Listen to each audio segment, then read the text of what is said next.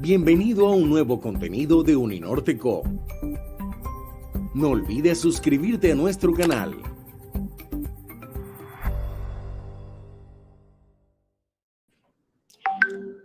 Buenos días. Quisiera comenzar saludando a todos y todas los presentes, agradeciendo su presencia, agradeciendo de manera especial a quienes van a presentar sus trabajos, que realmente es, digamos, un resumen de ese trabajo, porque el tiempo no nos da para más. Hoy, en un siglo XXI ya avanzado, se vuelve un imperativo acudir a la memoria, una memoria que no nos ancla al pasado, sino que se vuelve vital a la hora de pensar de manera esperanzada en un mejor futuro construido desde el no más, desde la reparación, desde la no repetición, y que tiene en el fondo de todo un compromiso histórico con la resistencia. Resistencia a poderes e intereses diferentes que de manera clara golpean y han golpeado las organizaciones comunitarias, sociales y políticas alternativas de personas que han soñado un país distinto para sus hijos. La memoria con sentidos busca hacernos claridad en torno a las diferentes maneras de dar sentido al trasegar histórico de los pueblos. Son diferentes narrativas, porque la interpretación del mundo no tiene un sentido unívoco. Cuando experimentamos la realidad desde distintos lugares, experiencias, desde un distinto pensar y sentir. Por eso este encuentro. Entonces, bienvenidas y bienvenidos a este seminario que desde los territorios, desde los museos, desde la pedagogía, desde la estética y la política, quiere darle sentido a la memoria. Los invito y las invito a todos y a todas a inscribirse, a suscribirse al canal YouTube académico de Uninorte y de esta manera acompañar las distintas jornadas de este seminario que nos convoca hoy. Muchas gracias por su presencia.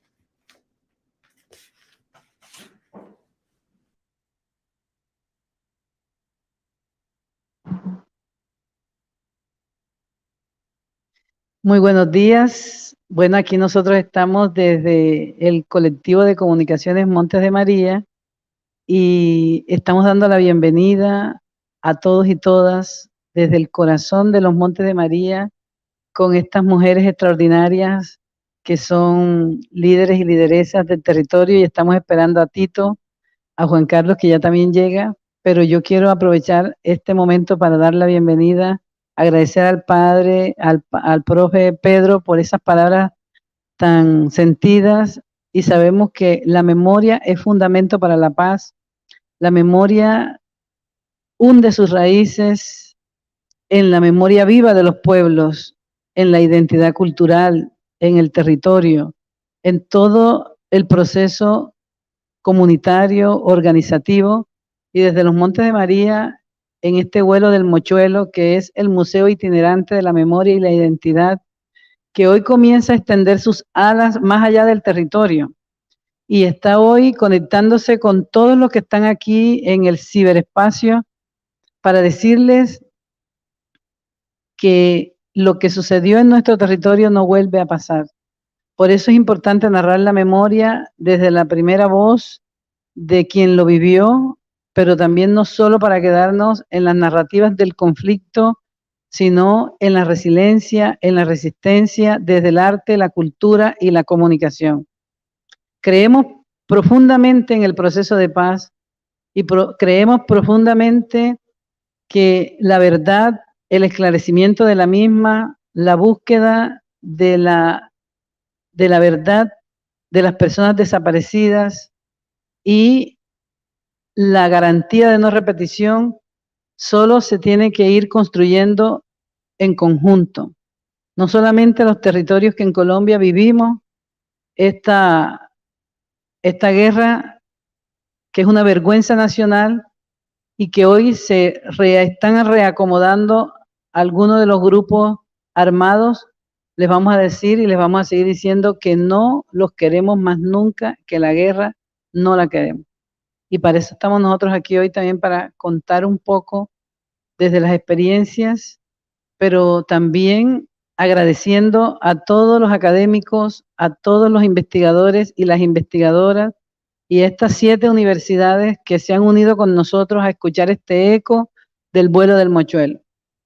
El vuelo del mochuelo, que nace con el colectivo de comunicaciones Montes de María Línea 21, desde la bancarrota del Parque del Carmen de Bolívar, y luego se extiende más allá del territorio.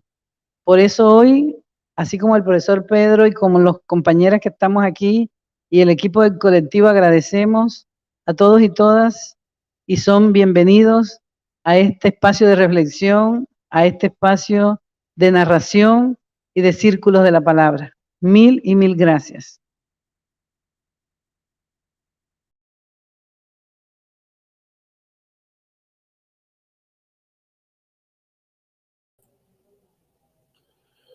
Bueno, bienvenidos a todos y a todas a este seminario y a este primer panel de Territorios de la Memoria. Este panel intenta reconocer y visibilizar las voces y experiencias de quienes han venido trabajando por reconstruir y reivindicar las memorias de sus comunidades y de sus territorios. E intenta explorar los diferentes repertorios culturales, simbólicos y políticos que estas experiencias vienen usando para defender la vida y para imaginar futuros posibles en territorios afectados por las violencias estructurales y olvidos históricos. Este es un panel para escucharnos, para escuchar a quienes han caminado el territorio y han venido siendo, digamos, constructores y reconstructores de la memoria y constructores de paz desde lo local. Y en ese sentido tenemos una serie de invitados el día de hoy con quienes esperamos reconocer sus experiencias y hablar un poco alrededor de lo que ha sido su esfuerzo por la reconstrucción de la memoria y por el trabajo desde el territorio para pensar en un futuro posible desde la convivencia y la no repetición.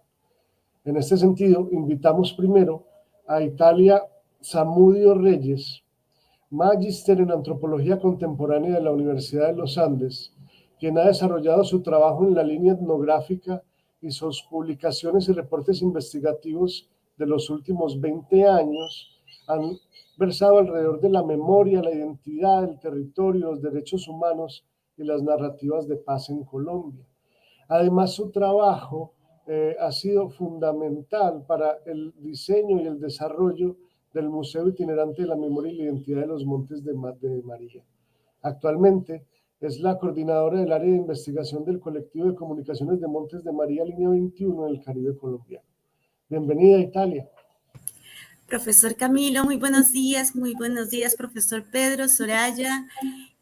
Un saludo a todos los gestores y gestoras de la memoria en el país y que nos acompañan también desde otras universidades fuera del país. Creo también, como ustedes, que este es un espacio necesario, urgente, que requiere la suma de todos los esfuerzos, las voces y las voluntades desde todos los sectores comprometidos con las memorias del país. Si me lo permiten, voy a compartir pantalla para contarles un poco la historia de lo que ha sido el proceso en el colectivo de comunicaciones Montes de María, cómo se gesta el Museo Itinerante de la Memoria y la Identidad. Y cuando me confirmen que estoy compartiendo, me avisan, por favor. Gracias. A ver.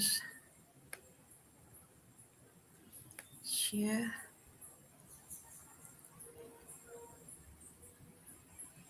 ¿Me están viendo la pantalla? No, ¿verdad?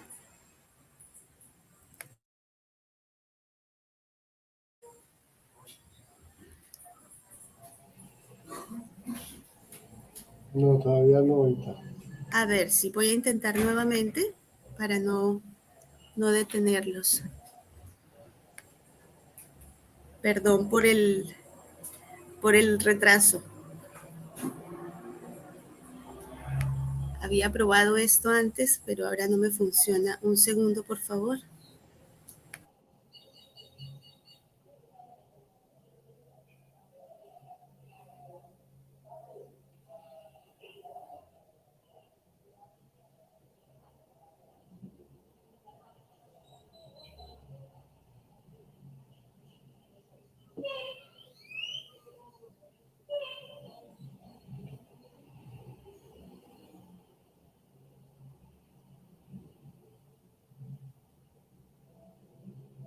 Bueno, esperemos mientras Italia logra solucionar. Ahí estamos, Italia. Perfecto.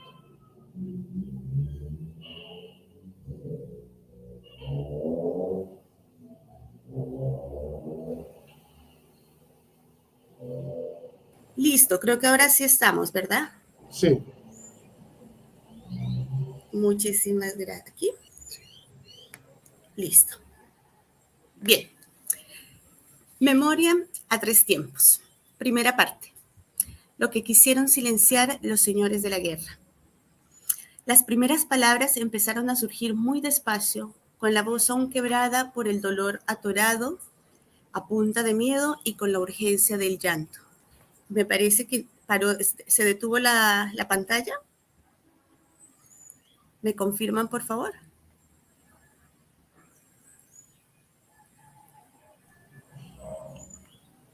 Yo creo que la puedes presentar así más bien para que no te enredes. Sí, porque no me funcionó. No me funcionó. Bueno, voy a detener la compartir pantalla y así no nos enredamos. Y volvemos acá. Los relatos que emergieron tenían el tono cauteloso e instintivo del náufrago luego de la tormenta. Nos preguntaron si su historia la conocería alguien más. Aún necesitaban hacer parte de la intimidad segura de la conversación en el rancho, donde se había vuelto costumbre susurrar. Y así fue. Tuvieron que pasar muchos días, muchos encuentros, muchas historias más fueron precisas para que estos relatos tomaran la decisión de ser narrados a otros y otras. Y solo hasta ese momento descubrieron y descubrimos que esas voces eran también las de alguien más, las de muchos más, las de todos nosotros. Saberse en el dolor compartido no es simple empatía en los montes de María. Aún antes de la guerra, estar con otros y para otros era cuestión de supervivencia. Sin tierras, sin agua, sin vías, sin derechos y sin futuro autodeterminado, juntarse y crear soluciones que sirvieran a todos era la única opción. Negros, indios y mestizos, pescadores, gestores culturales, campesinos, tejedoras y gaiteros han acordado por centurias vivir juntos en las ciénagas, en la serranía y en el litoral, muy a pesar de los dueños de las tierras que son los mismos de hoy. Y el recuerdo vuelve a germinar desde la organización comunitaria que se activa y se refuerza cuando la situación arrecia y amenaza con sacarlos de allí, como hoy. La solidaridad ha sido entonces ancestralmente la estrategia y el legado principal para sobrevivir.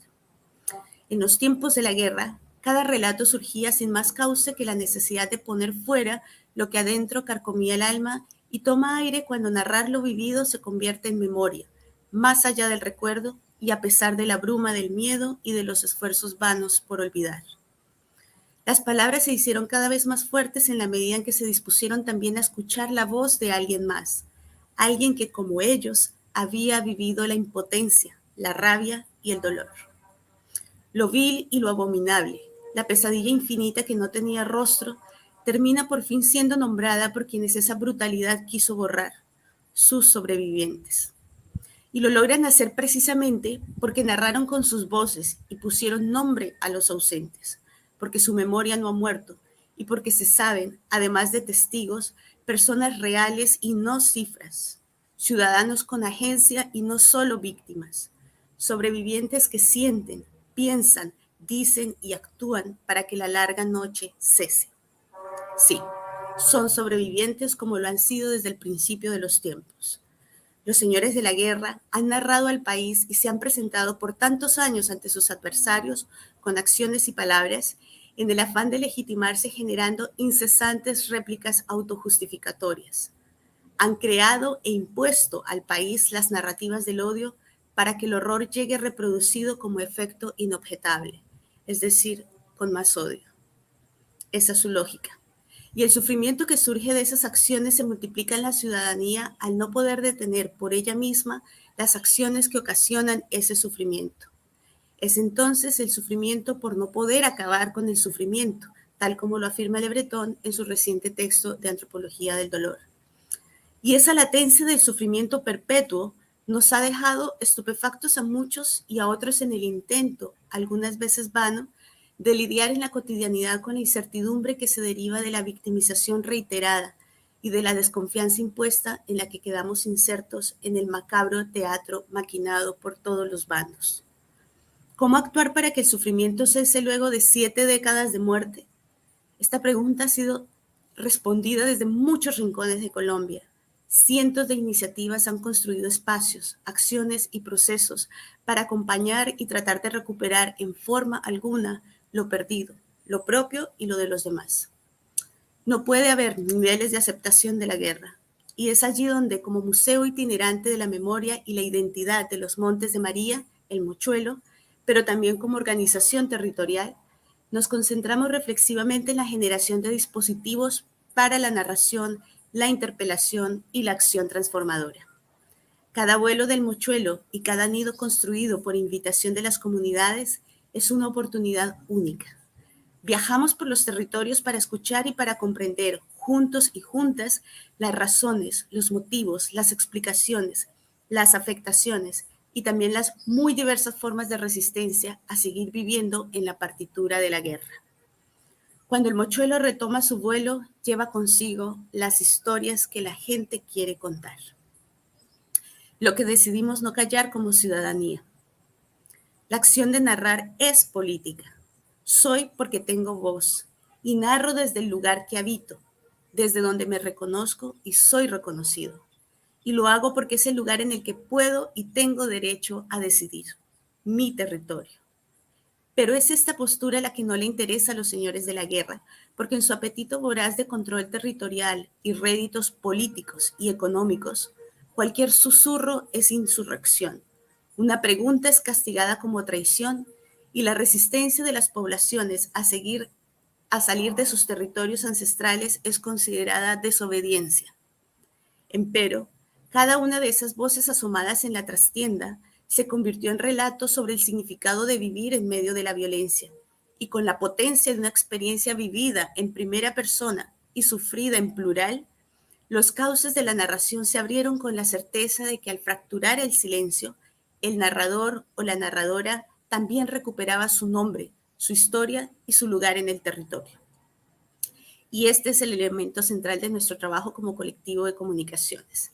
Desde nuestra fundación hemos promovido y también defendido el arte de narrar y el oficio de escuchar, porque sabemos que es allí donde se alimenta el vínculo con el territorio habitado, recordado y anhelado.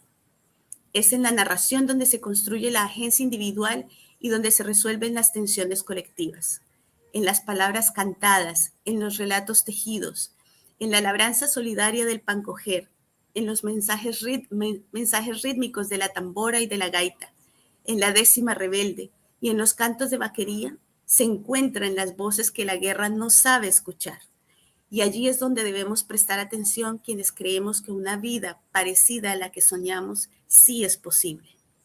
Los ruidos de la guerra algún día también tendrán que sentarse y escuchar, porque las historias hablan de ellos, de lo que hubieran soñado, de lo que no debieron hacer nunca, de lo que quisieron ser y no fueron. Son las historias de todos. Durante nuestras primeras itinerancias como museo en el año 2019, reafirmamos una de nuestras apuestas e intuiciones más claras. Las personas necesitan hablar, y no solamente como una práctica reparadora donde la palabra actúa como vehículo catalizador del duelo, sino además como escenario para la expansión identitaria colectiva, donde es factible por fin imaginarse a sí mismos sin los límites impuestos por la guerra. Porque la violencia, además de interrumpir dramáticamente los proyectos individuales de las víctimas y sus sobrevivientes, fracturó los procesos colectivos en los cuales tenía sentido y lugar la imagen propia proyectada en el territorio helado. Si no era posible darle nombre a lo que estaba ocurriendo, tampoco tendría lugar la posibilidad de entenderlo, mucho menos de intentar remediarlo y claramente de jamás prevenirlo. Y este circuito de reproducción incesante de las violencias se selló con la más increíble impunidad.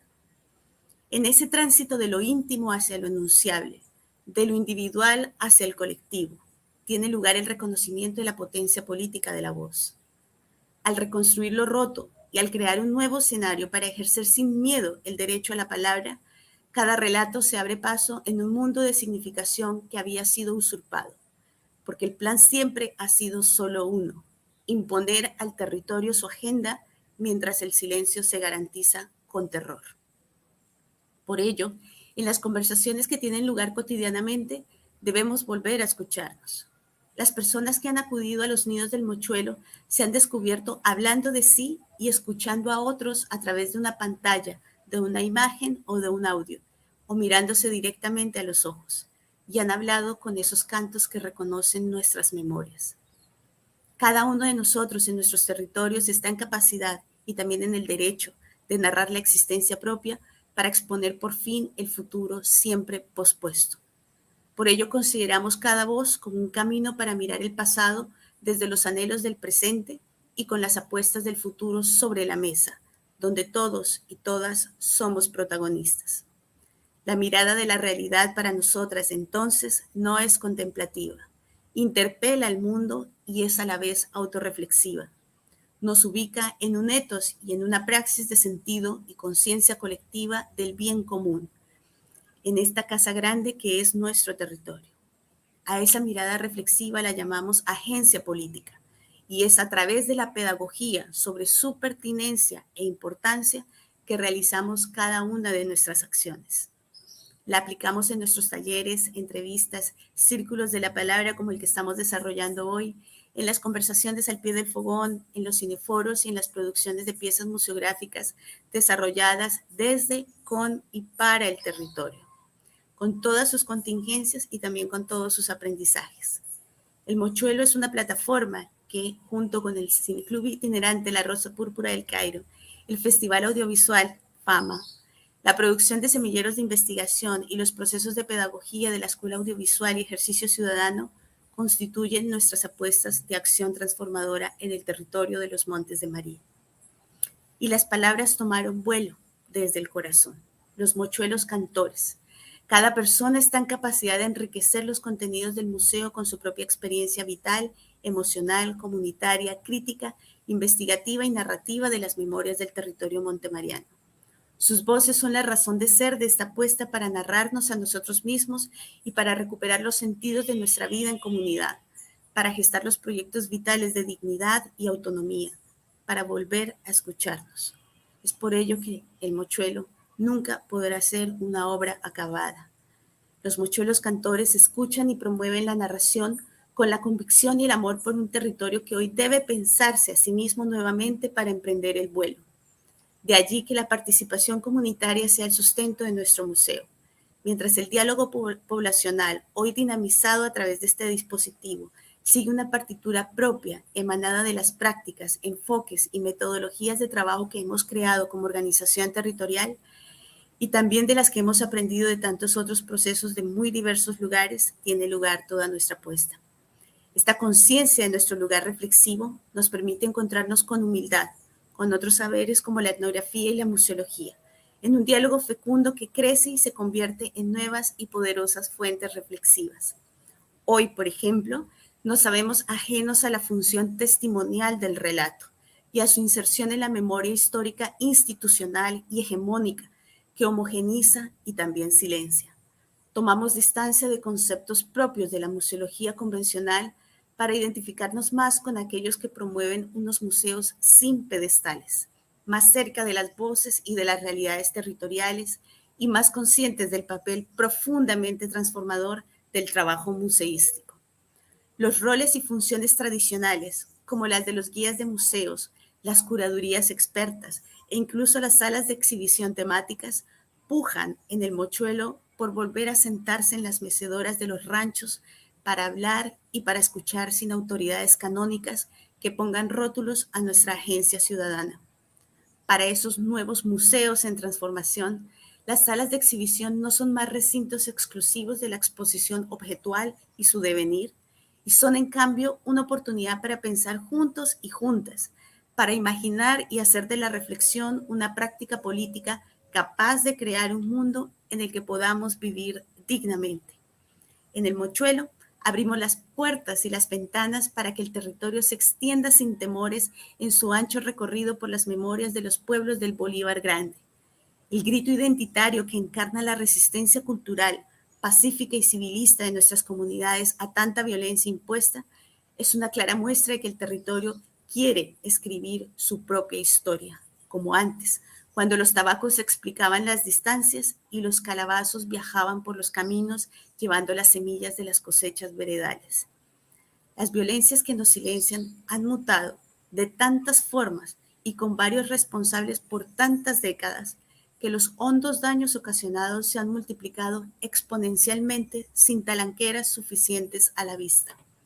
Los caminos de salida de este triste y constante estado de las cosas deben ser construidos generosamente, con nuevas ideas.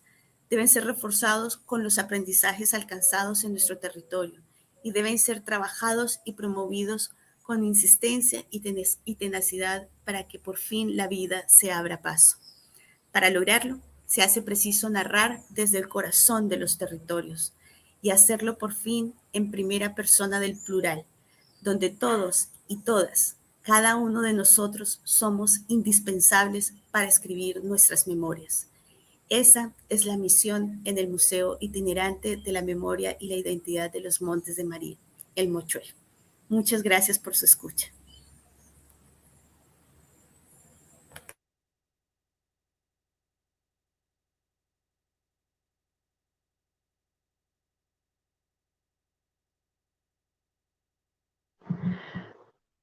Muchas gracias, Italia, por ese recorrido tremendo del Mochuelo. Es como sumergirnos en los Montes de María, ir desde Macayepo a Zambrano por el río Magdalena, luego nos vamos al litoral de los Montes de María, a la salida al mar en Rincón y todo, San Onofre.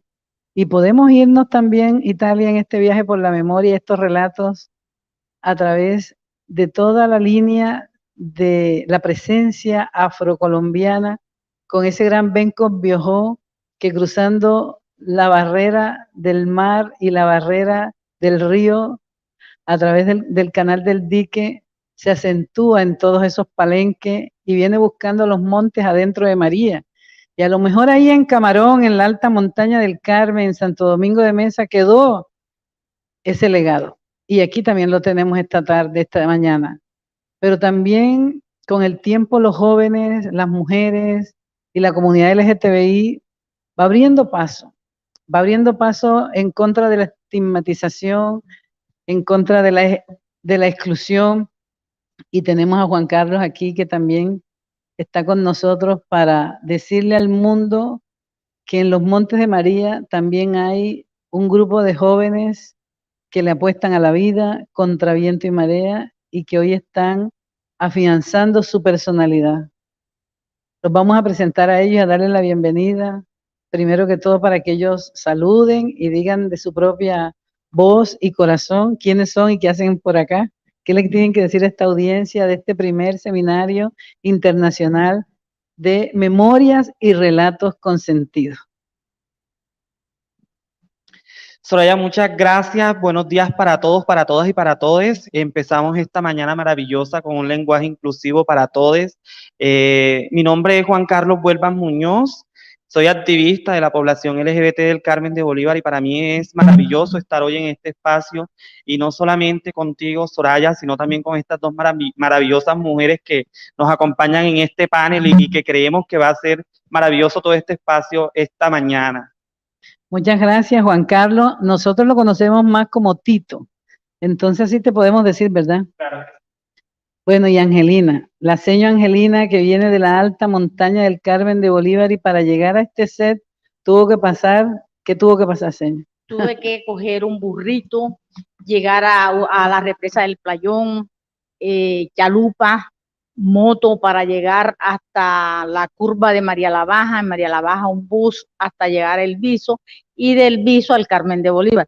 Pero mi nombre es Angelina Isabel González Jiménez, vivo en la vereda Camarón, soy campesina el 100% de hacha y machete, docente, lideresa, protectora del medio ambiente, defensora de los derechos humanos, sobre todo de los derechos humanos rurales. Y lo más importante, el título más grande que me llevo es ser campesina del sector más hermoso del mundo entero, que es la alta montaña Montes de María. No, es un placer estar con ustedes y que tengamos el honor y que ustedes también lo tengan de conocer de viva voz lo que es el campesino, que es la mujer campesina de los Montes de María. Un pueblo sin memoria es un pueblo sin historia.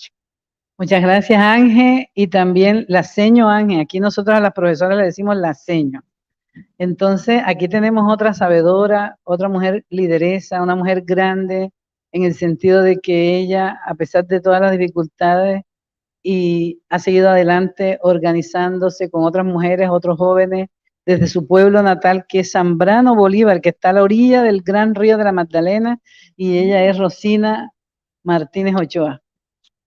Buenos días, gracias Sora por ese título que nos das de ser lideresas y bueno, de este título de sabedora en tejer la memoria. Sí, mi nombre es Rosina Martínez Ochoa, vengo del bello municipio de Zambrano Bolívar, que está a la margen derecha del río Magdalena, y que representa, digamos, en Montes de María, la puerta de lo que fue, digamos, la entrada de todo lo que tenía que ver con el comercio a toda la región, digamos, de Sucre, Bolívar, Córdoba. Por eso nos sentimos orgullosos de estar en un municipio estratégicamente para esta región. Gracias.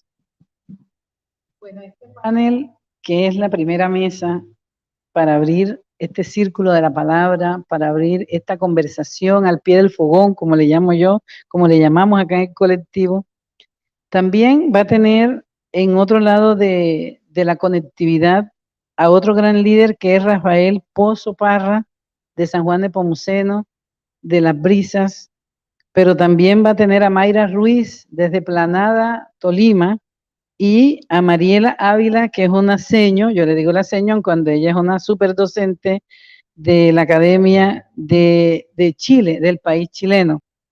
Y hemos tenido ya a Italia Zamudio, que es la coordinadora del área de investigación del colectivo de comunicaciones Montes de María, y que nos ha planteado unos temas muy interesantes al inicio de este panel.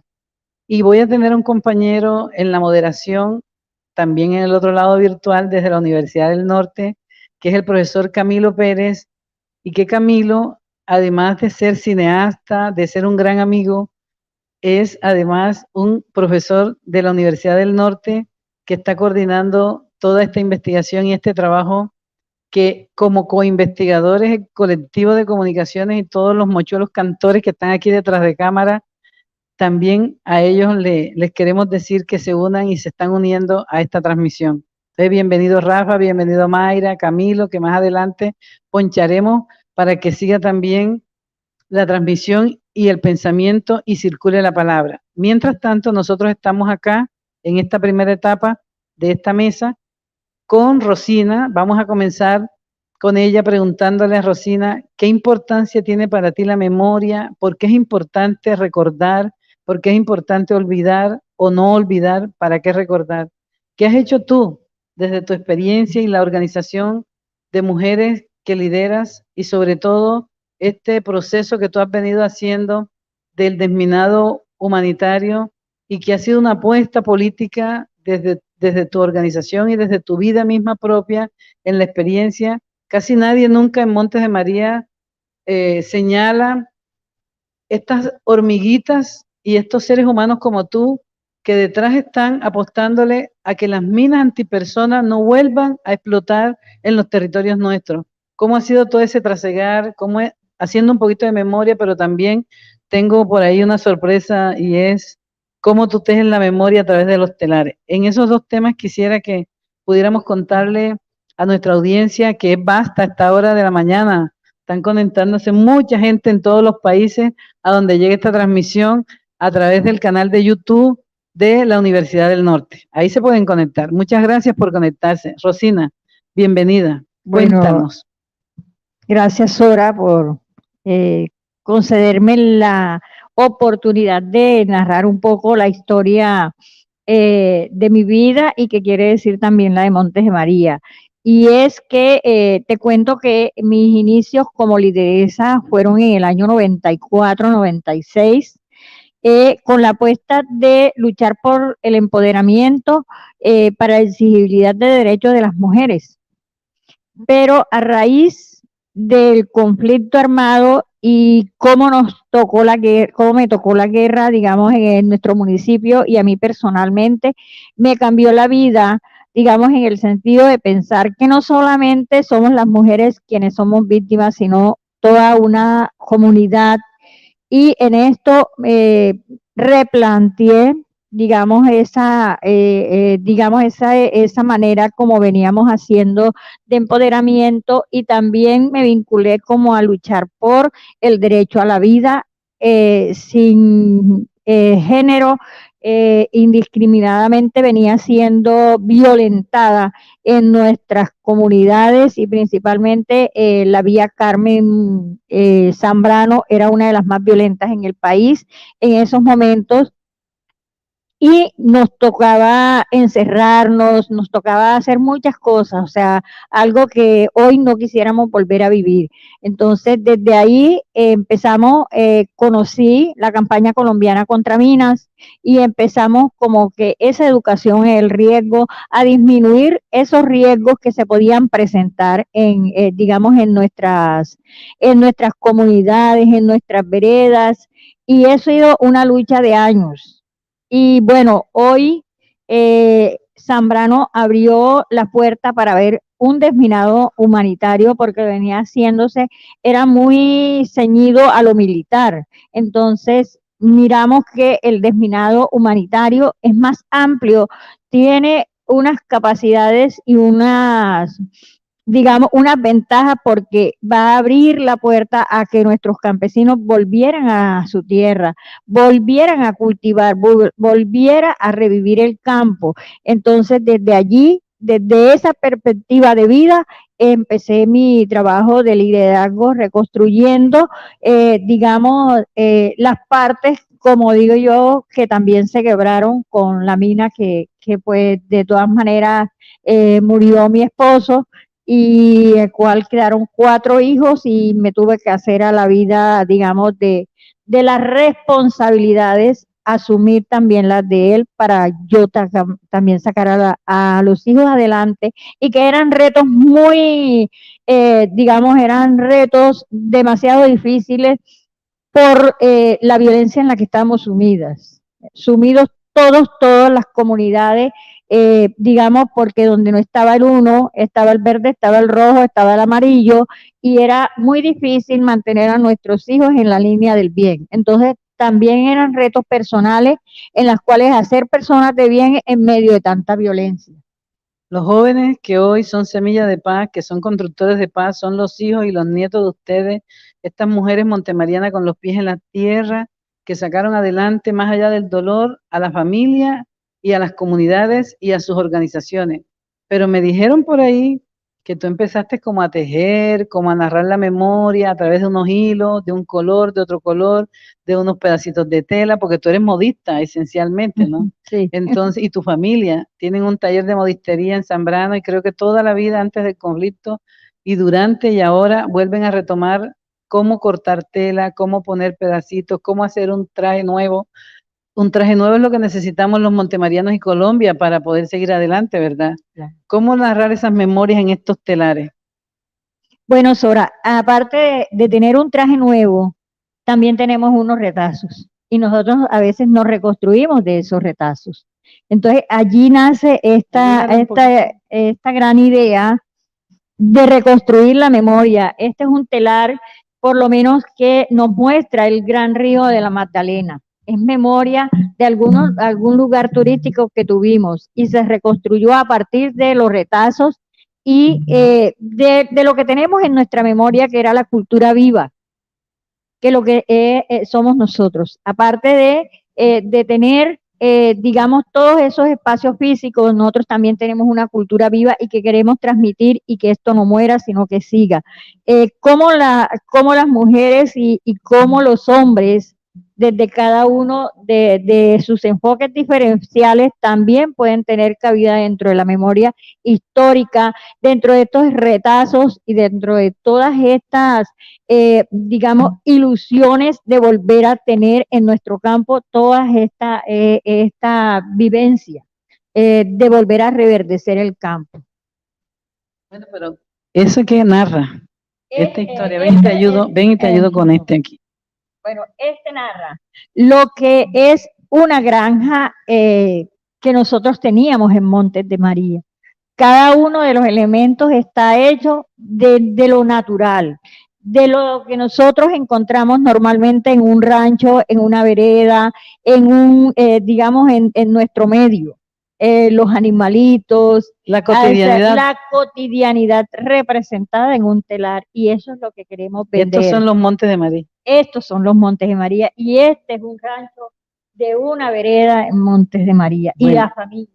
¿Y acá qué tenemos? Aquí tenemos, por lo menos, yo lo llamo como el homenaje a las mujeres, porque esto es un homenaje y haciendo inclusiva con nuestros compañeros de las comunidades LGTBI, porque ellos también hacen estos quehaceres y se ven aquí reflejados, y quiero decirle a Tito que también se vea reflejado en este telar como, digamos, como ese homenaje que le hago, y es la mujer del campo, la mujer que lava, que atiende su ropa en una cabullita, que espera paciente a la llegada de su esposo, la que cocina, la que va al río a buscar a lavar o a buscar el agua Pero que necesita. también, además de hacer esos oficios, es lideresa, va a las reuniones, se capacita, hace la lucha, la resistencia desde la asociatividad.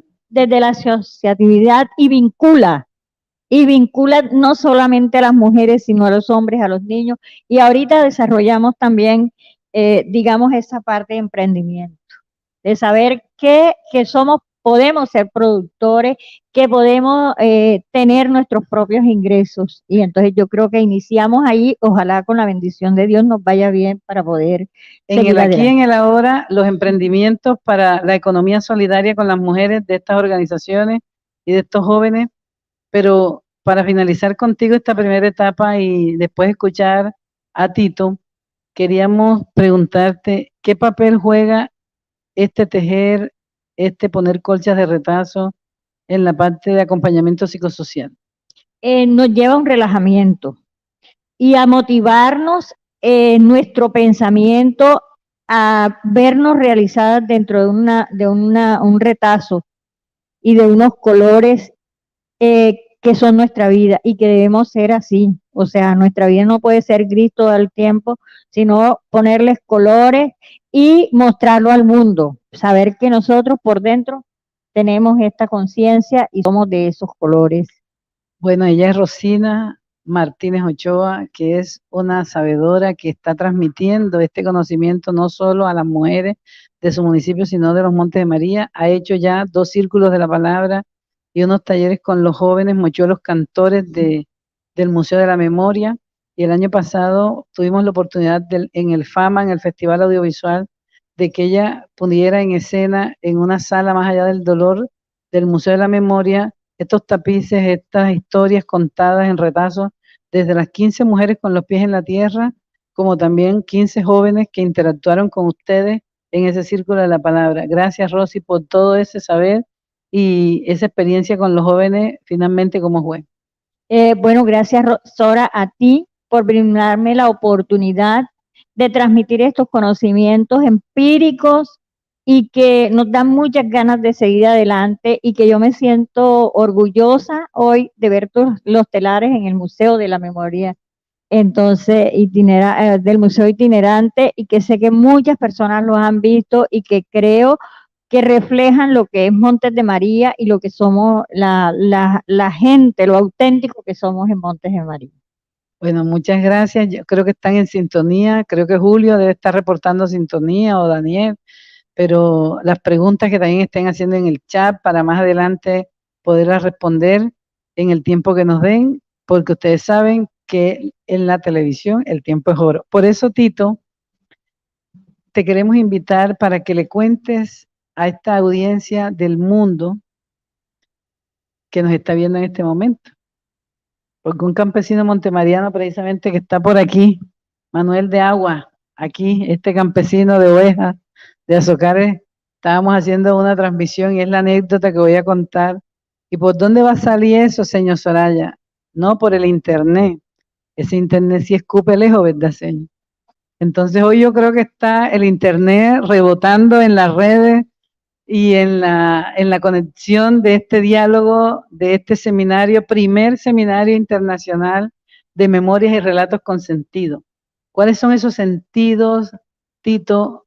¿Cuáles son esos relatos y esos consentimientos de narrar la memoria desde tu perspectiva de la comunidad LGTBI, del Carmen de Bolívar, Montes de María, pero también tú como líder de todas estas causas que además han tenido muchos dolores, pero más allá del dolor también han tenido muchas conquistas? Me lleno de tantas emociones, Soraya, cuando nadie más que tú sabes todo el trabajo que nos ha tocado como población LGBT en un territorio que todavía vive arraigado culturalmente al machismo, pero que hoy por hoy la población LGBT de este territorio ha consolidado un proceso magnífico. Pero antes de comenzar a contar ese proceso magnífico, hay que contar las realidades, cómo llegamos allá. Hace más de 12 años, la población LGBT de este territorio venía viviendo unos tipos de violencia arraigados por todo el machismo cultural que arraiga toda esta zona de los Montes de María. Pero también habíamos personas con sentidos de memoria, como lo decía Soraya ahorita, que queríamos trabajar, que queremos trabajar por un mejor mañana y por querer construir una mejor sociedad. Es ahí también cuando le aportamos a esas organizaciones sociales que llegan al territorio a incidir, a hacer incidencia, a enseñarnos a nosotros como población LGBT en ese momento a conocer nuestros derechos. Es ahí donde llega Caribe Afirmativo, una organización defensora de derechos humanos a la cual le debemos todo lo que está sucediendo, todo lo bueno, Soraya, que está sucediendo hoy en este territorio. Además de eso, también al apoyo mutuo que hemos tenido con el colectivo de comunicaciones Montes de María. El año antes pasado tuvimos la oportunidad de participar por primera vez con los cortometrajes donde decidimos hablar de realidades LGBT, de contar por qué la población LGBT se pone tacones, por qué los hombres, las mujeres, las trans, los transexuales. Entonces decidimos hacer una noche de tacones y así se llamó este cortometraje que pueden conseguir en YouTube. También donde nos llevamos el premio a Mejor Fotografía, una experiencia maravillosa con el colectivo de comunicaciones Montes de María. Hoy por hoy, Soraya, te cuento que a raíz de todo lo que nos dejó la violencia, también recojo todo lo bueno que hoy hemos recibido de parte de todo lo bueno que nos ha girado en el mundo. Y es que hoy Caribe Afirmativo, el año pasado compró una casa, porque les contaba que la población LGBT no tenía dónde reunirse, una casa en donde esta casa es para población LGBT y que esta casa también hace intervención social, construye líderes, hace nuevos liderazgos hacia personas LGBT, que hoy también con cooperación internacional, Triángulo de España y Caribe Afirmativo tenemos un comedor comunitario, porque había comedores comunitarios para jóvenes, niños, ancianos, pero no había un comedor comunitario para población LGBT. Hay un comedor comunitario para población LGBT en Carmen de Bolívar y en el departamento de La Guajira, en Maicao, en donde estamos en estos momentos atendiendo 40 personas LGBT, donde les damos un almuerzo de lunes a viernes, que esto también generó que la pandemia, personas de la población LGBT que no tenían trabajo, las mujeres trans, que no es paradigma para nadie, que no hay garantías en este territorio y que se tienen que dedicar al trabajo sexual. Entonces esto también ha generado un impacto social muy grande en todo este territorio. Todo lo que hemos conseguido como población LGBT se lo debemos, como decía Soraya, Gracias a Caribe Afirmativo, gracias al colectivo de comunicaciones Montes de María, a todas estas acciones que de alguna u otra manera hemos venido tomando con estas organizaciones que han venido apoyando todo este proceso, que de la mano de amigos, compañeros también y de la misma población LGBT, hemos podido consolidar también un proceso magno en todo el recorrido que hemos dejado en el Carmen de Bolívar. Tito, pero yo sé que ustedes se reúnen todos los días para que cuántas personas se reúnen en ese comedor comunitario, porque yo sé que cuando yo llego allá, esos olores y sabores y colores de lo que tú preparas es exquisito. Te toca a ti ser el jefe de cocina, ¿con quién más y cuántos están llegando a beneficiarse de este comedor comunitario? Soraya, es impactante. La Casa del Carmen, la Casa de Caribe del Carmen de Bolívar, cobija todo el departamento de los montes, todo el departamento, además de Bolívar, también los Montes de María.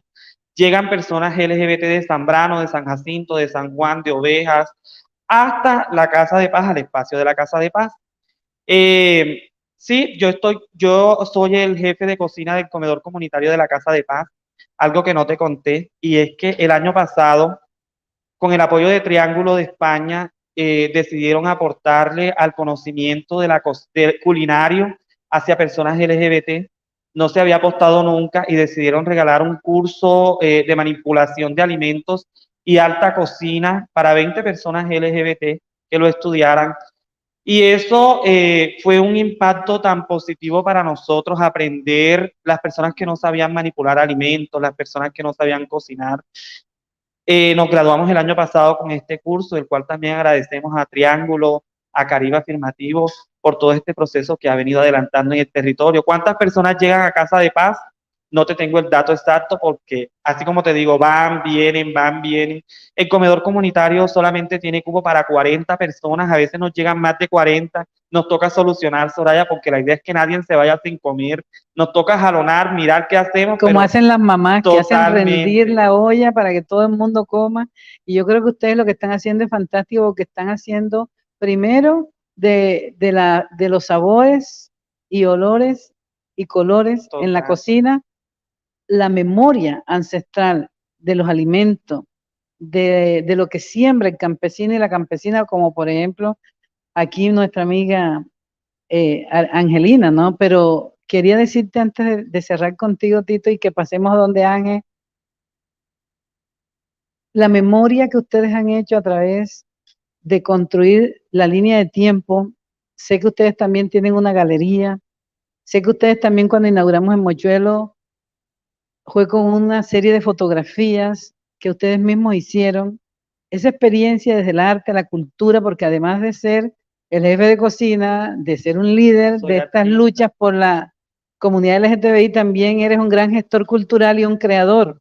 Creo que con los totumo, que es un fruto muy típico del territorio, ustedes hicieron obras de arte. Eso sí quiero que le cuentes a los televidentes, sobre todo que le cuentes a una fan que te acabas de ganar en la televisión, que se llama Nanda Perdomo, que está en Montreal, Canadá, y que le manda saludos a Tito y a Rosina y a Angelina y a todos los chicos del colectivo que están conectados. La sintonía está en todas partes. En este momento en Cartagena se reporta Lina Gaitán, y también nos está diciendo en interno, por el interno literalmente, Daniel del Toro, que también están preguntando dónde se pueden conseguir estos tapices, si son comerciales o no, pero ahora lo contestará Rosina, pero ahora Tito, cuéntanos entonces esa parte de la gestión cultural, del creador cultural, y cómo están construyendo ustedes la memoria y esa galería de la memoria. En ese proceso de reivindicación de derechos nace una corporación folclórica y cultural en el Carmen, que es dirigida por personas LGBT, el cual lleva el nombre de Corporación Folclórica y Cultural de Yabú, que es una agrupación folclórica y cultural que lleva danza a los territorios, dirigido por 2 personas LGBT, en ese momento Edgar Mesa y mi persona Juan Carlos Vuelvas. Decidimos hacer esta apuesta cultural porque queríamos enseñarle a la comunidad también a que nosotros las personas LGBT, además de hacer cualquier cosa de belleza, de peinados, de cepillados y todo esto, Soraya, también le aportamos a la cultura, a la sociedad. Caribe Afirmativo trae al Carmen de Bolívar un proyecto que se llamaba en ese momento Extensiones, pero se le cambió el nombre a Sentidos de la Memoria para Construir Paz. Una propuesta maravillosa donde en cada casa de paz en ese momento había una en Maicao, una en Ciénaga, una en Soledad y una en el Carmen de Bolívar. Llega un profesor de artes escénicas al Carmen de Bolívar a recopilar información de cuál era la propuesta que teníamos que hacer para llevarla a la puesta en escena. Hubieron muchos diseños de vestidos que representaban muchísima memoria de personas LGBT que fueron asesinadas y que dejaron un legado en la historia. Yo decidí hacer una apuesta diferente, donde en una malla piel ubicábamos 1000 piedras de Swarovski de 1000 colores, como la bandera arcoíris que nos representa, y que esa malla también llevara totumos en la cabeza como sinónimo de un tocado, porque nos representa también todo lo que tiene que ver con los totumos y además es insignia del Carmen de Bolívar. Por donde vayas vas a encontrar un palo de totumo. En la casa de paz afuera tenemos un palo de totumo. Entonces en ese momento era tan imposible conseguir un totumo porque ya los han mochado. Entonces nos fuimos a las veredas, a los montes, a buscar totumo para hacer el vestido porque tenía que ser con totumo. Las demás fotografías nos habíamos dado cuenta de que eran en la mañana. Nosotros decidimos apostarle a que queríamos en la noche. Y que no fuera un lugar tan común. O sí, que fuera un lugar común, pero que fuera un lugar con el cual nosotros nos representáramos.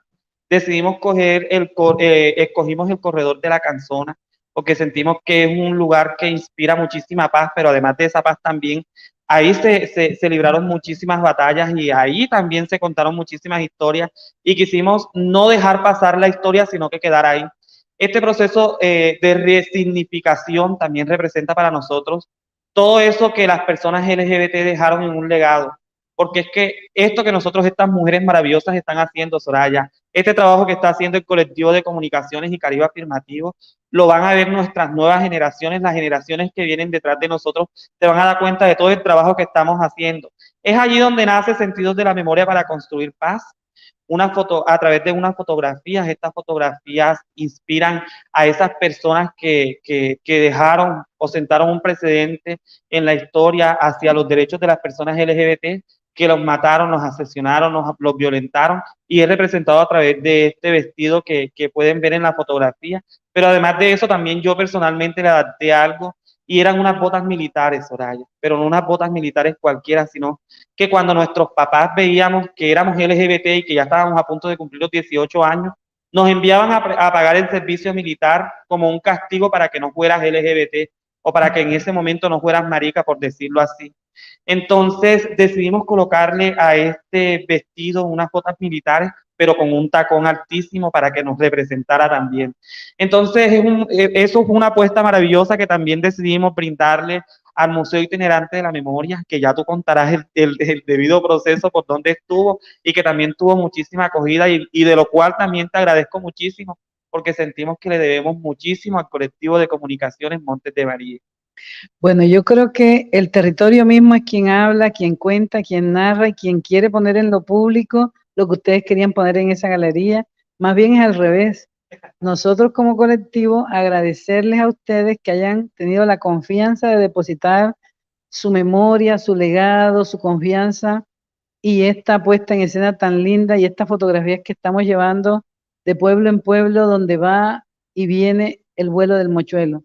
Pues sí, ha hecho 7 itinerancias, como decía Italia, ha ido aquí en Carmen, luego se fue a Córdoba, Bolívar, después a San Juan, después a San Jacinto. San Jacinto se lo cogió la pandemia, duró 10 meses allí, lo teníamos en una bodega, nunca queríamos que estuviera así, pero por la pandemia, luego dijimos no, tiene que volar y los compañeros de Chalán abrieron sus casas del bonche de los jóvenes para acogerlo durante varios meses hasta septiembre del año pasado. Y el año pasado volvió aquí al Carmen y está aquí en la casa de la abuela. o sea, la Casa de la Cultura, que fue donde nació el colectivo, y ahí es donde está una muestra para luego volar a la ciudad de Barranquilla, que creo que se está listando con los pechiches de la abuela, con esa memoria, con los sentidos del corazón, para que vaya. Tienes una pregunta que te están haciendo desde Argentina, aquí en la sintonía, y es que cómo ustedes han logrado hacer política pública o incidir en las autoridades para la inclusión de las políticas y el reconocimiento de la comunidad LGTBI. Entiendo que tú estás en una mesa de víctimas. ¿Cómo ha sido eso y qué logros han tenido y cómo los han escuchado las autoridades? Soraya, yo primero hago un llamado a que las personas LGBT de los territorios que no estén conformadas, que no estén conformados ni conformades, empiecen a hacer uso de sus facultades primero desde cada espacio. Yo represento a la población LGBT desde los consejos territoriales de paz, desde la mesa técnica LGBT municipal. Nosotros, para nadie es un secreto que la política pública es algo político, que tenemos que mover muchísimo, tenemos que mover muchísimo toda esta elocuencia que tenemos para que en su momento los alcaldes, los concejales, nos conlleven a armar esa política pública tan anhelada que necesitamos como población LGBT en este territorio. Sí se ha hablado, hemos construido procesos con el alcalde actual, tiene toda la disponibilidad, porque no puedo echar mentira, tiene toda la disponibilidad de apoyar a la población LGBT en este proceso, y que además ya estamos a punto de hacer una caracterización, que eso es un paso gigantesco a no tener nada, Soraya. Entonces yo pienso que así vamos, pensamos que podemos ir más rápido, pero tú sabes que todos estos temas legales es a paso lento para que pueda ser todo transparente. Entonces ahí respondo tu pregunta. Bueno, la pregunta era para Cecilia Cerazo de Cecilia, Argentina. ahí te respondo la pregunta. Y también están en sintonía Aura Patricia Orozco desde Bogotá, Icotea Firme desde Cincelejo, Angie Lora desde Yumbo, Valle del Cauca, Laura Martínez desde la Patagonia en Argentina. Y toda la comunidad LGBT tiene alguna página para mandarla a la transmisión.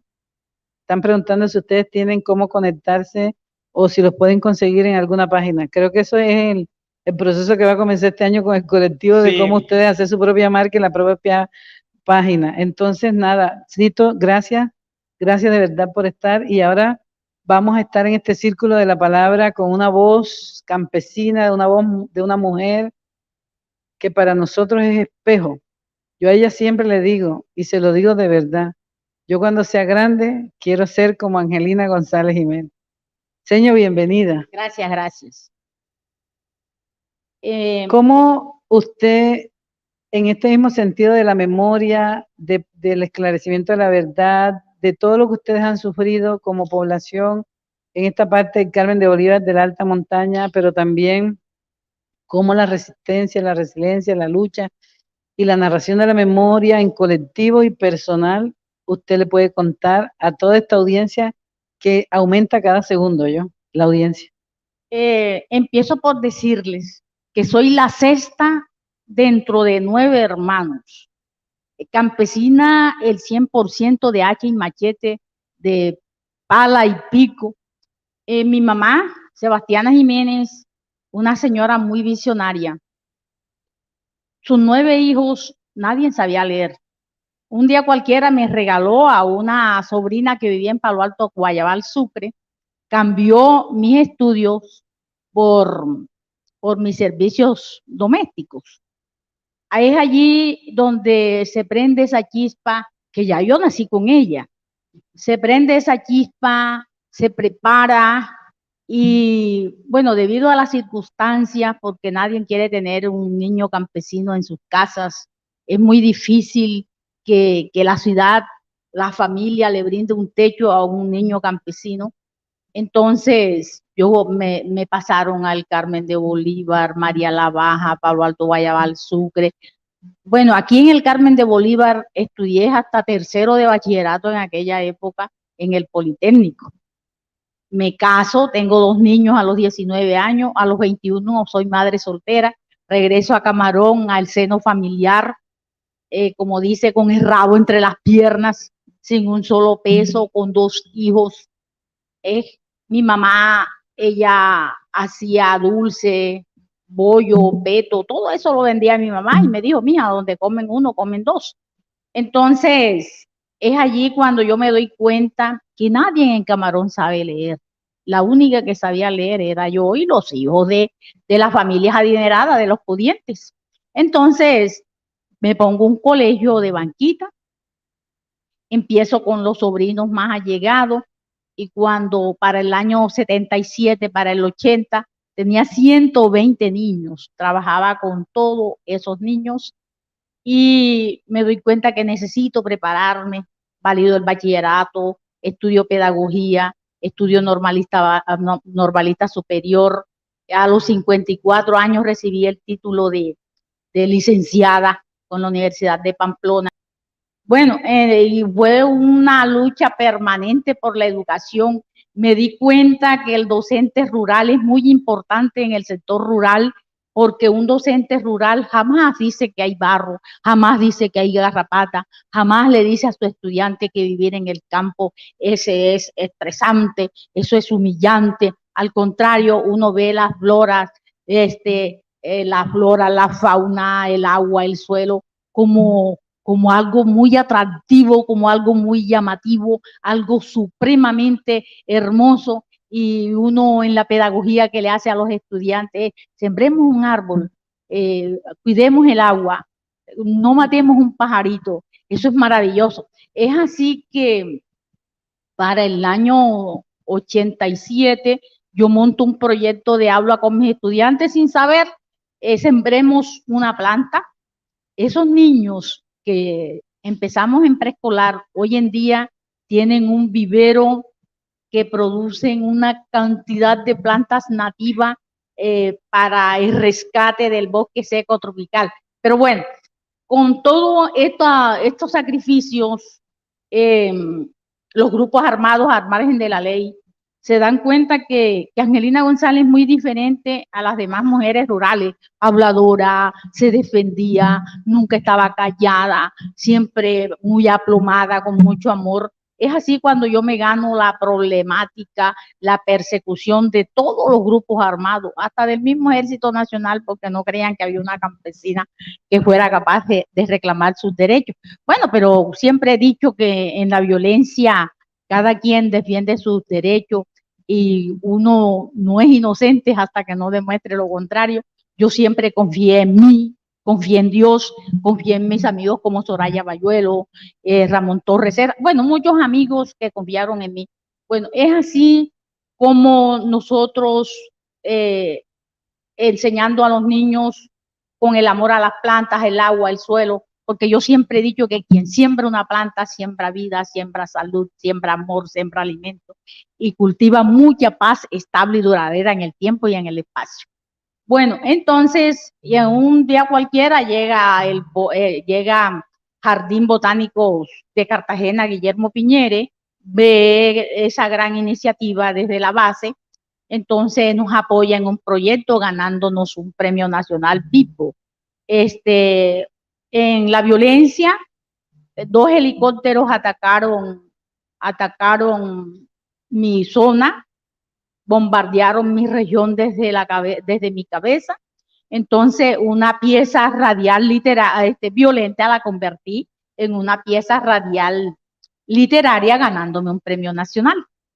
Es así como viendo que los proyectos en Camarón y en los Montes de María, Santo Domingo de Mesa, son liderados desde los escritorios. Los proyectos agrícolas siempre llegan tarde, o sea, consideraban que el campesino de los Montes de María era flojo porque los cultivos se morían, como el aguacate, el plátano, pero era que lo llevaban en tiempo contrario, en la época del verano. Entonces, un día cualquiera le dije yo, oye, ¿por qué nosotros no inventamos una asociación y manejamos nuestros propios recursos? Entonces, así nace Azopagro. Azopagro, una asociación de campesinos, netamente campesinos, de Santo Domingo de Mesa y las 11 veredas circunvecinas. Hoy en día lideramos un proyecto de reforestación maravilloso en la zona donde reforestamos las cuencas, los arroyos, las quebradas, la ciénega, y estamos aumentando el caudal del agua. Además de eso, somos los padres adoptivos del Caracolí, de la Ceiba, del Guásimo, el Guarumo, y gracias a eso mantenemos una flora súper hermosa, una fauna, unas corrientes de agua, unas montañas súper, súper maravillosas, encantadoras, que motivan y invitan al campesino vivir. Pero todos los campesinos no tenemos ese amor por el campo. Es ahí donde la mujer rural es un poco pasiva. O sea, yo soy una excepción, claro está. La mujer rural es pasiva, es muy sumisa, casi siempre dice las cosas sí, sin tener la razón, y el hombre siempre es hombre imponente, machista. Él dice, el quien canta en la casa es el gallo, la gallina que canta hay que matarla porque es mal agüero. Entonces, dichos populares como eso han mantenido a la mujer rural muy opacada. Entonces, es cuando yo levanto la cabeza y yo le digo, mujeres, si ustedes no son un mueble más, ustedes no son un objeto, ustedes son unos seres humanos maravillosos, con ánimos de que se escuchen en el mundo entero. Ustedes son compañeros del hombre, compañeras del hombre. Ustedes los crió Dios con mucho amor. Entonces, nosotros debemos amarnos y reclamar que nos amen también. O sea, ocupar un espacio en nuestra madre tierra. Bueno, entonces, debido a esa situación, es cuando nosotros entramos a organizaciones. Hoy tenemos los marchantes étnico-campesinos de los Montes de María, una organización con mucha voz a nivel nacional. Y debido a esa situación, que se hablaban de los campesinos, que en los Montes de María no había campesinos, que en los Montes de María solamente había el micotití, y que nos consideraban a todos como personas subversivas. En los Montes de María no había gente de bien. Les puedo decir que yo soy un antes de la violencia, soy un presente de la violencia y soy un después de la violencia. Entonces, debido a esa situación que se hablaba tonterías, se hablaba simplemente por hablar, porque las personas que hablan lo hacen desde un escritorio, desde la ciudad, y no lo hacen desde el territorio. Entonces, yo plasmé todas mis vivencias campesinas en un libro que se llama Mis Vivencias Campesinas, y ahí yo digo la cruda verdad de la violencia de los Montes de María. Pero no te me adelante. De los Montes de María. Bueno, en lo que también le quiero resaltar es empoderamiento, ese compromiso que yo he tenido con el agua, con la flora, con las plantas, los animales, y es así que yo me siento como la madrina, como la madrina del universo. Me siento con esos deseos permanentes de sembrar ese amor en cada persona, no importa que sea campesino, porque es que la protección del medio ambiente es de todo, porque el calentamiento global es para todos y de todo. Entonces yo digo que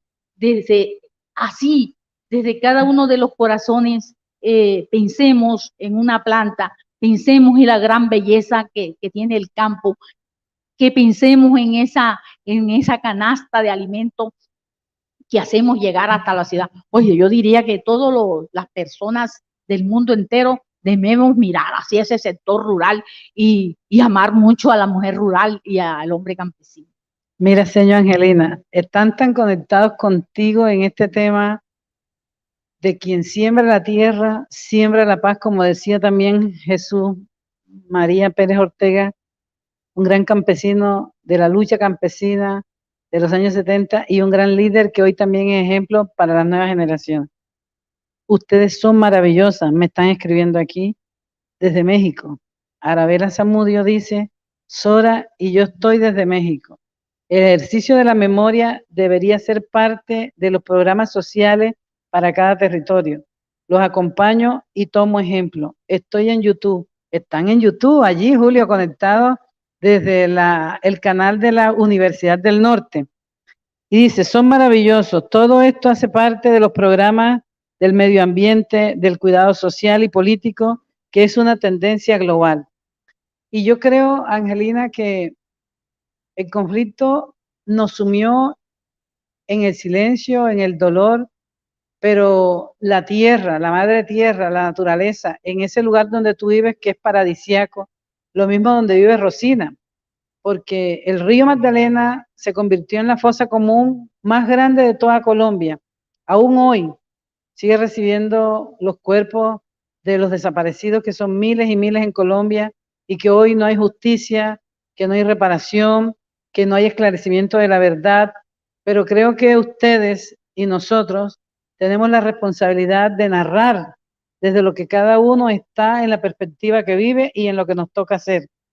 Creo que es valioso lo que ustedes están aportando, pero escribir las memorias, narrar la memoria, ponerla en una película como hizo Tito con Noches de Tacones y el grupo de la comunidad LGTBI, o como lo hace Rosina en estas colchas, hilando historias, tú también lo has logrado.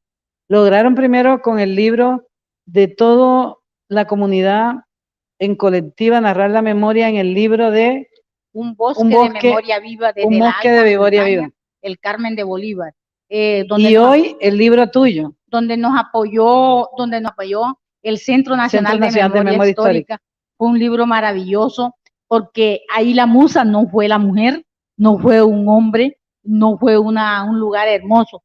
Ahí la musa de inspiración fueron 5 valiosos árboles muy significativos para los Montes de María, como es el aguacate, que el aguacate es insignia de la gran empresa que tenemos los montemarianos, por lo que ahí une a la familia, ahí hay una integración familiar y amistosa. Yo digo que el aguacate rescata los valores del municipio del Carmen de Bolívar y en todas partes donde se encuentra el aguacate.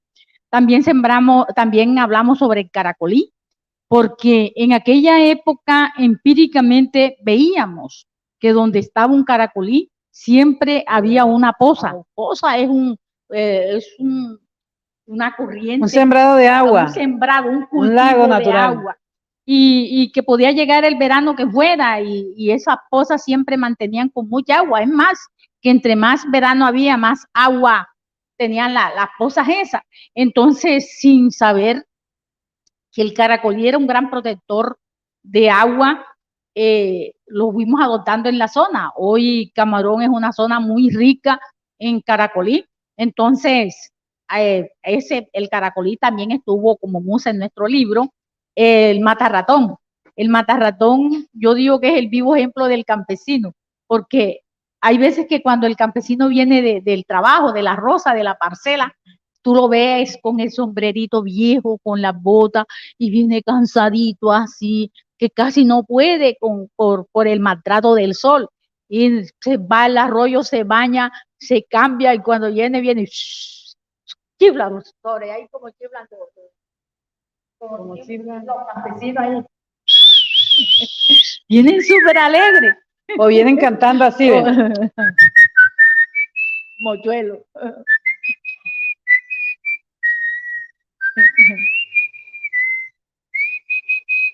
Y en el burrito ahí. No, pero luego, ya, como el matarratón, sí. llegan, reposan, se quitan ese sombrero, esa camisa sudada, se ponen relajan, otra. se meten en un chinchorro, en una hamaca, o simplemente salen a hacer el recorrido donde los vecinos. Y no hay rastro de sol, no hay rastro de cansancio, así es. Pero yo te quiero decir una cosa, cuando están en una reunión, cuando va a haber un seminario como este, se ponen la mejor pinta, la pinta dominguera, y así como en Matarratón, pone esas flores lindas en sus camisas, como tú, por ejemplo. No, yo ¿Sí o siempre, no? yo siempre uso flores, porque amo tanto el campo, que yo me identifico con las flores del campo, me identifico con el aroma del campo, me identifico con la madre tierra, me identifico con el agua. No, vivir en el campo es una gran belleza, es una gran bendición. Pero quiero que volvamos a esas vivencias campesinas. Bueno, en estas vivencias campesinas resulta que la vida de la historia de mi familia fue una historia económicamente muy precaria. Mi mamá tenía que pilar 30 libras de arroz para ganarse 5 y comíamos arroz cada 15 días, pero un poquito de arroz. Y desde que mi mamá me da nostalgia. Bueno, además que está viva y tiene 96 años. 96 años. 96 años. 96 años. Bueno, entonces, viendo esa situación y con 9 hijos, y en mi casa no había tristeza, a pesar de que no había dinero, no había tristeza, pero sí había mucha comida, como el pochocho, el guineo, el plátano, la yuca. Lo que no comíamos era gas y arroz, pero lo demás lo teníamos, la gallina, el huevo, y mucho amor, mucho amor. Es más, que yo no sabía si cuando niñita menor de 12 años, yo no sabía si existía la opulencia, existía la rivalidad, la rabia, la envidia, no. Yo pensaba que en la vida solamente había amor. Es así que yo escribí cómo fue la vida desde pequeñita.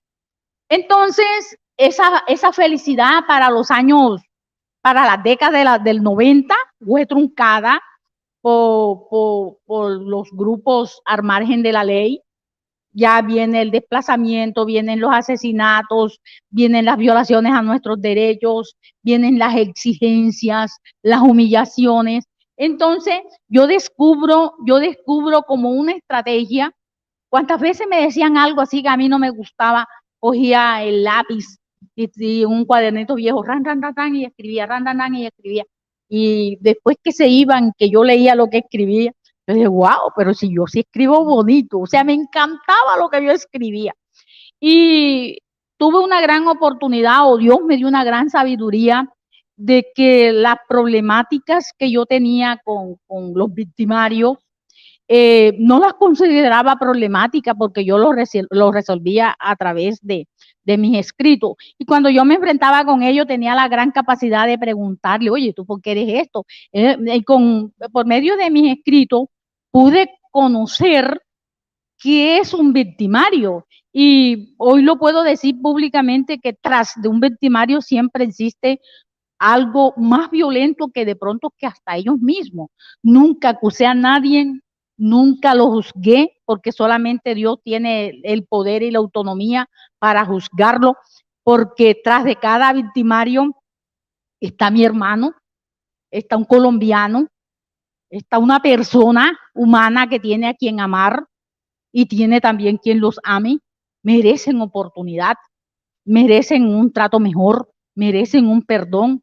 No soy capaz de juzgarlo. Al contrario, tenderle la mano, darle una oportunidad, porque si yo no le doy la oportunidad a mi hermano, que lo conozco de raíz, el vecino se la da menos. Entonces, yo digo que lo que necesita la violencia en Colombia es eso, que los hermanos siempre extiendan la mano para levantar el caído.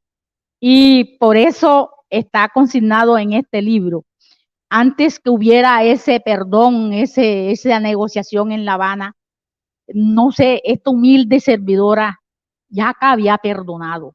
Nunca he tenido corazón para odiar ni para juzgar.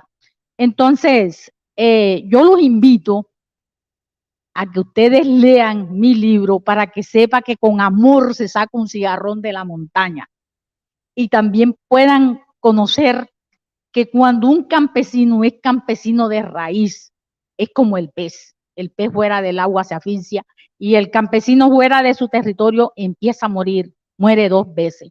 En épocas de violencia yo decía, Dios mío, tú eres grande y maravilloso, pero prefiero 1000 veces morir atravesada de una bala y no morir de tristeza en la ciudad, porque yo como campesina sabía que no estaba preparada para irme para la ciudad. Yo permanecí en mi territorio y yo, y gracias a Dios y gracias a mis amigos que confiaron en mí, que ya tengo momentos que no quiero que me digan, usted es víctima, usted es víctima. sobreviviente y resiliente, porque de las acciones victimarias hoy en día la hemos transformado en relatos literarios que yo estoy completamente segura que los venideros la van a leer, pero ya lo van a leer como historia. Yo no comparto que las víctimas debemos llorar, porque yo digo que la violencia es como una etapa más de nuestra vida, hay que superarla.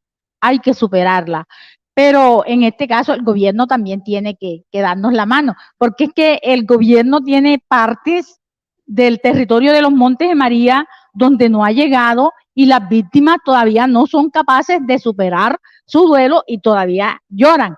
Pero si las víctimas colombianas tuvieran una conciencia y una visión como la mía, yo estaría segura que vivirían felices, porque uno de mis lemas es que tenemos cosas tan bellas para ser feliz y para reír y para vivir en un territorio lleno de paz, para no amargarnos la vida peleando y violentando la vida nuestra y la de los demás.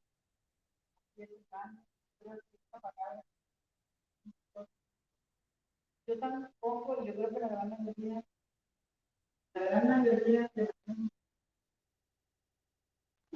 el interno que no tenía sonido, pero ya llegó. Señor, usted tiene toda la razón cuando esa palabra potente que ha pronunciado y de este diálogo que tenemos acá, esta conversación al pie del fogón, este círculo de la palabra, nos reivindica, nos reafirma en esa palabra. No somos víctimas, nosotros somos sobrevivientes, y cuando uno se autorreconoce sobreviviente es un sujeto político, un sujeto político precisamente que usted lo ha nombrado, en donde el Estado tiene un deber sobre los derechos de su comunidad, de su población. En este caso nosotros en los Montes de María sabemos y somos conscientes mucho, usted, Tito, Rosina, Rafael, Mayra, que también está emplanada, en esta conversación de Memorias desde el Territorio. Construir la paz y la memoria desde el territorio no es fácil, porque nos respiran en la nuca, porque aún quieren volver a imponer la guerra y no lo vamos a permitir. En ese momento nosotros estamos desarmados, pero estamos armados de amor. Yo creo que eso sí sería lo que tiene que fluir, porque hemos dicho que hay un acuerdo de paz y el Estado colombiano se compromete a implementarlo en los territorios, y también hay unos firmantes de la paz que dejaron la opción de la guerra por de nuevo incursionar en la cotidianidad, de esta cotidianidad que nos mostraba Rosina en sus telares y la que usted nos ha narrado y la que narra en esos libros y la que Tito está viviendo en el día a día y la que nosotros también. Con esto quiero decir que Colombia debe ir hacia la reconciliación colectiva, porque hay una paz política firmada.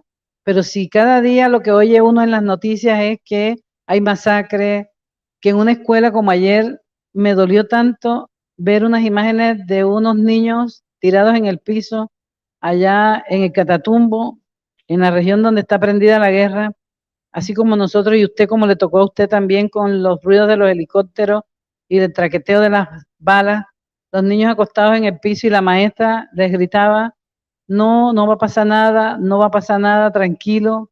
¿Cómo también a usted le tocó eso, de proteger a sus jóvenes, a los niños, a sus familiares y a usted misma? Lo mismo Rosina, lo mismo Tito. Entonces creo que basta ya.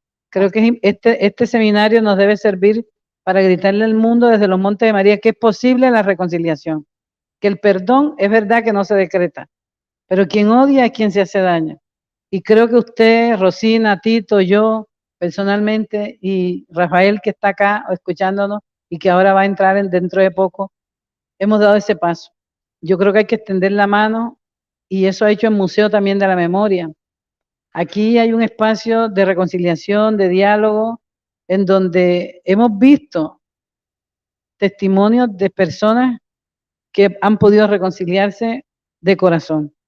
Y esto no quiere decir que uno olvide, y esto no quiere decir que no haya justicia, y esto no quiere decir que nos paremos delante de las autoridades a que se cumplan esas políticas públicas de la comunidad LGTBI, del campesinado. que sea reparado, pero que también sea sujeto de derechos reconocidos en una ley. Y que todo eso, pedagogía de la paz, pero también la carretera que significan los planes de desarrollo con enfoque territorial, no se conviertan en una política de gobierno, sino una real política pública de Estado, como la política de la memoria, como una ley de museos, por ejemplo.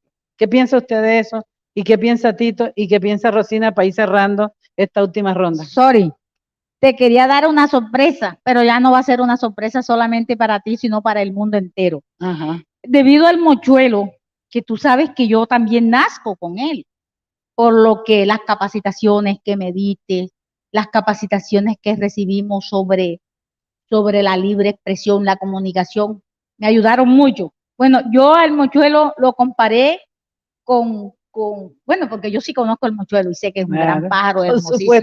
Bueno, dice, mi libre canción.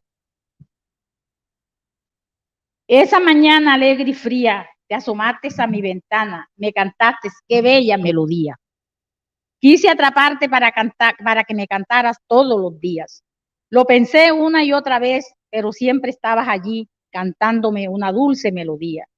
No pude atraparte porque truncaba tu libre vuelo. Oh, qué tristeza sería la mía que por truncar tu libertad jamás me cantarías. Te posas en mi ventana luciendo tu lindo plumaje. ¿Cómo podría atraparte si tuyo es mi paisaje? Te sonrojas y me ves llevar y con toda la libertad levantas el vuelo y te vas, perdiéndote en esa bella inmensidad.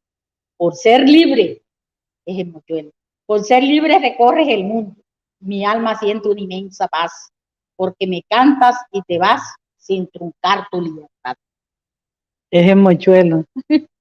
Esclavo negro, canta, entona tu melodía, canta con seguridad,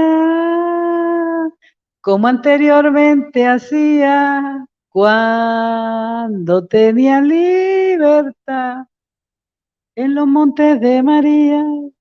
Y desde los montes de María, mira que llega desde Argentina, dice Daniel Bellini, a las 9:45 mandó este mensaje. Abrazo y saludos desde Argentina. Seguimos sembrando memoria por América Latina. Y desde México también se reporta Daniela Parra diciendo qué lindo es volverlos a ver y sentirlos, sobre todo la señora Rosina. Entonces, Rosy, dar ese paso hacia la convivencia, a la reconciliación, ¿cuál es este mensaje final que tú le mandas a la audiencia, a esta audiencia maravillosa que a esta hora está conectada desde todo el planeta, pero desde aquí del corazón de los Montes de María, aquí en este chipir, este tejido, desde el territorio mismo, en las voces de ustedes de resistencia y dignidad? Vamos a pasar la palabra después a Rafael Pozo en San Juan de Pomuceno, para que Camilo desde Barranquilla, ya entrando en la ciudad, conecte con otra región de Colombia. Y está Mayra también, Ruiz de Planada, Tolima. Y después se va extendiendo este círculo con todos los ponentes, los conferencistas, que desde Argentina, que desde Bogotá y de todas las partes, a lo largo del día de hoy hasta las 5 de la tarde está en la programación y mañana también. Por lo pronto nosotros vamos cerrando este círculo de la palabra, primera mesa, primer panel, que es la memoria desde los territorios. De verdad, yo estoy muy contenta y agradecida. Por mí, yo sería feliz de estar aquí hablando con ustedes todo el día. Claro que nosotros internamente vamos a seguir oyendo a los compañeros y estamos aquí. Rosy, Bueno, para toda la audiencia y para nosotros, ¿para ti qué significa dar ese paso hacia la reconciliación, la convivencia, pero qué significa seguir narrando la memoria y cómo las políticas públicas de eso que tú estás defendiendo, del desminado, puedan seguir andando? bueno, Sora, independientemente de el perdón es algo que se concibe cada persona en su interior. Y yo creo que hace mucho tiempo, en mi corazón, por lo menos personalmente, ya inicié el proceso. Al haberme sentado en 2 ocasiones, de pronto con victimarios en el sentido de las FARC. Porque de igual manera en mi territorio, en mi municipio, pues a diario hemos convivido con los otros actores y yo creo que eso hace resiliencia en nosotros y eso es convivencia. Entonces no debemos ser violentos. Entonces nuestra política, llevar estos mensajes, haber hecho talleres, haber organizado, eso hace parte de sembrar la paz. De decirle a los violentos, nosotros no somos gente de guerra, sino de paz.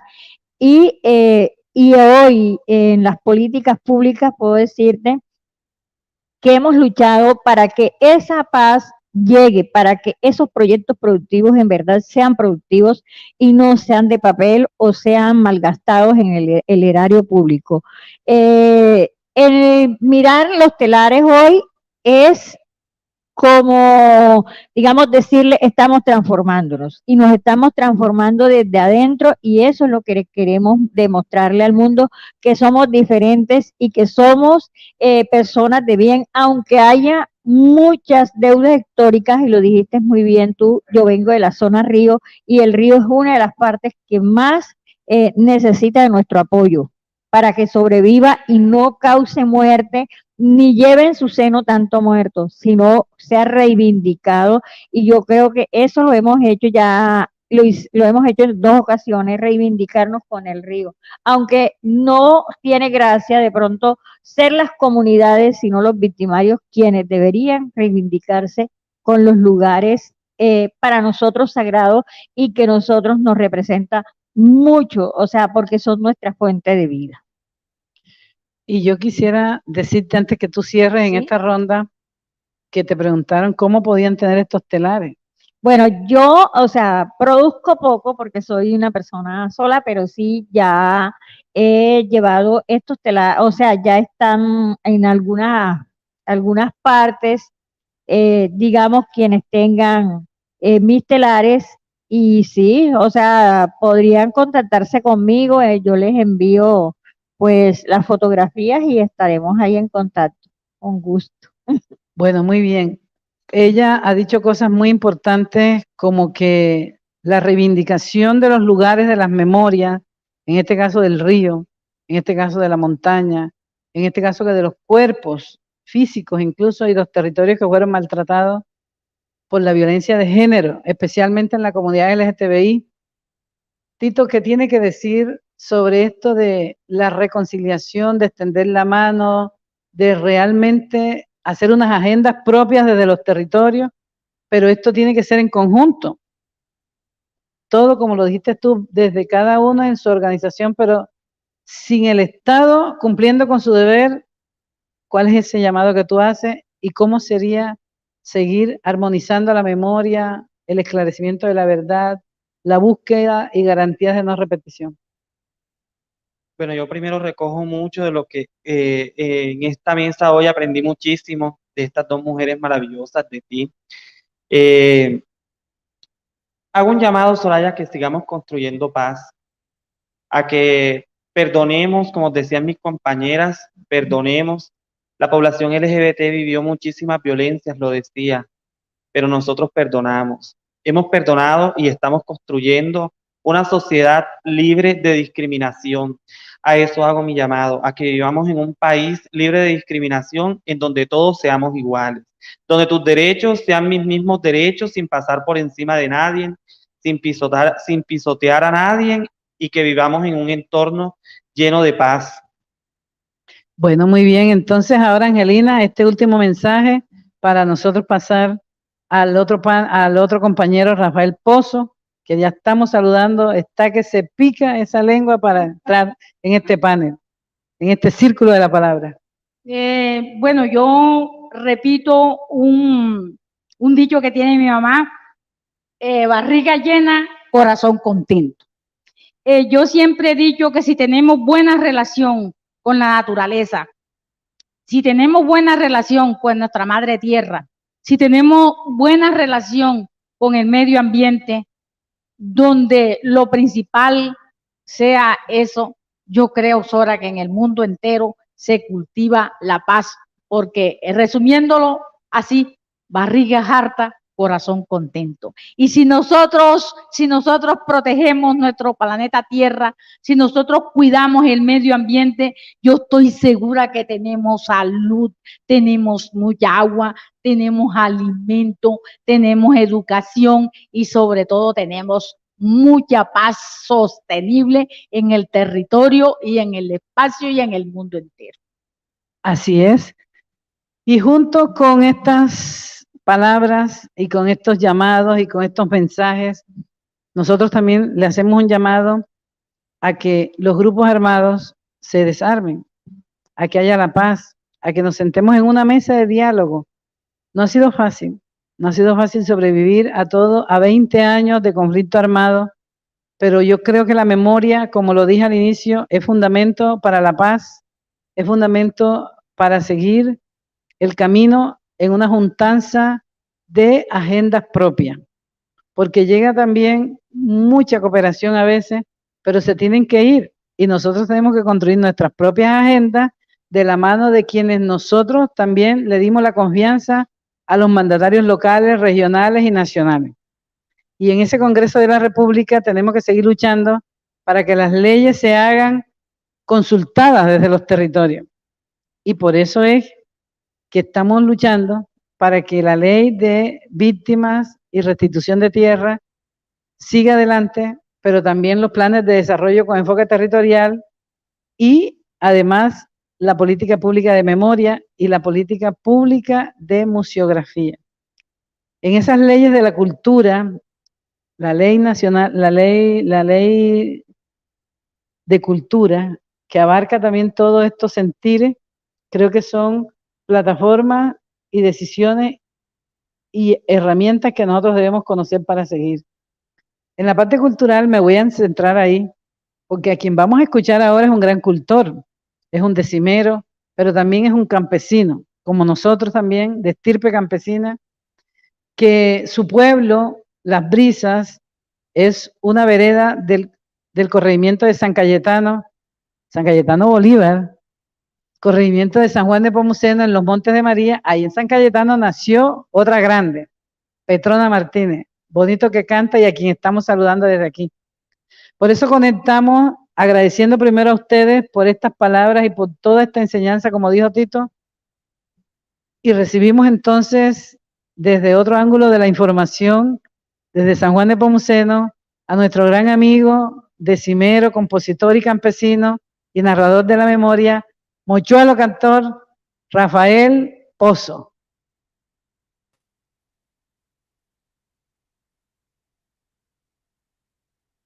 Si se conecta Rafa, entonces en ese sentido le damos la entrada a Camilo. Ah, ya está Rafa allí. Rafa, ¿nos escuchas? Prende tu micrófono. Entonces, en ese sentido.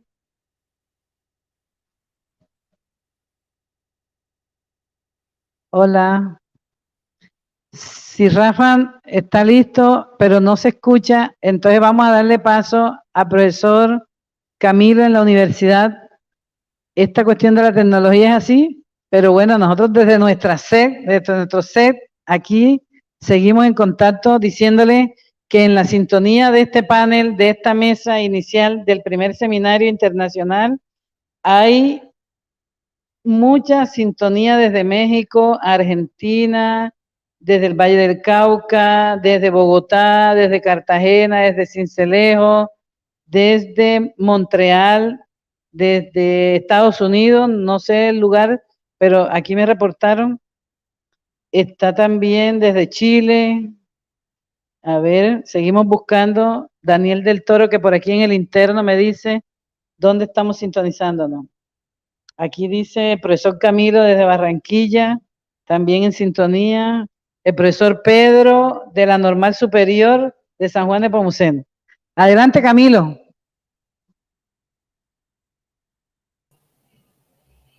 Bueno,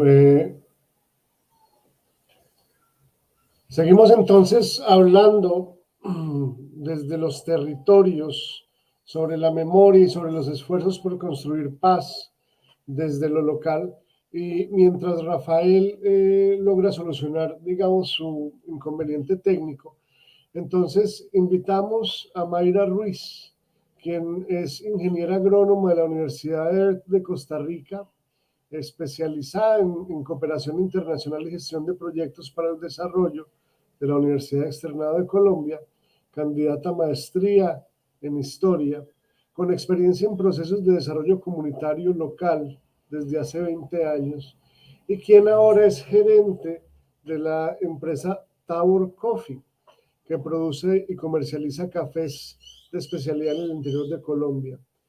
Además, viene trabajando desde Tabor Coffee desde el 2014 en la gestión de proyectos enmarcados en la implementación del Acuerdo de Paz, que involucran poblaciones como excombatientes, indígenas y campesinos en zonas afectadas por el conflicto armado en el sur del Tolima.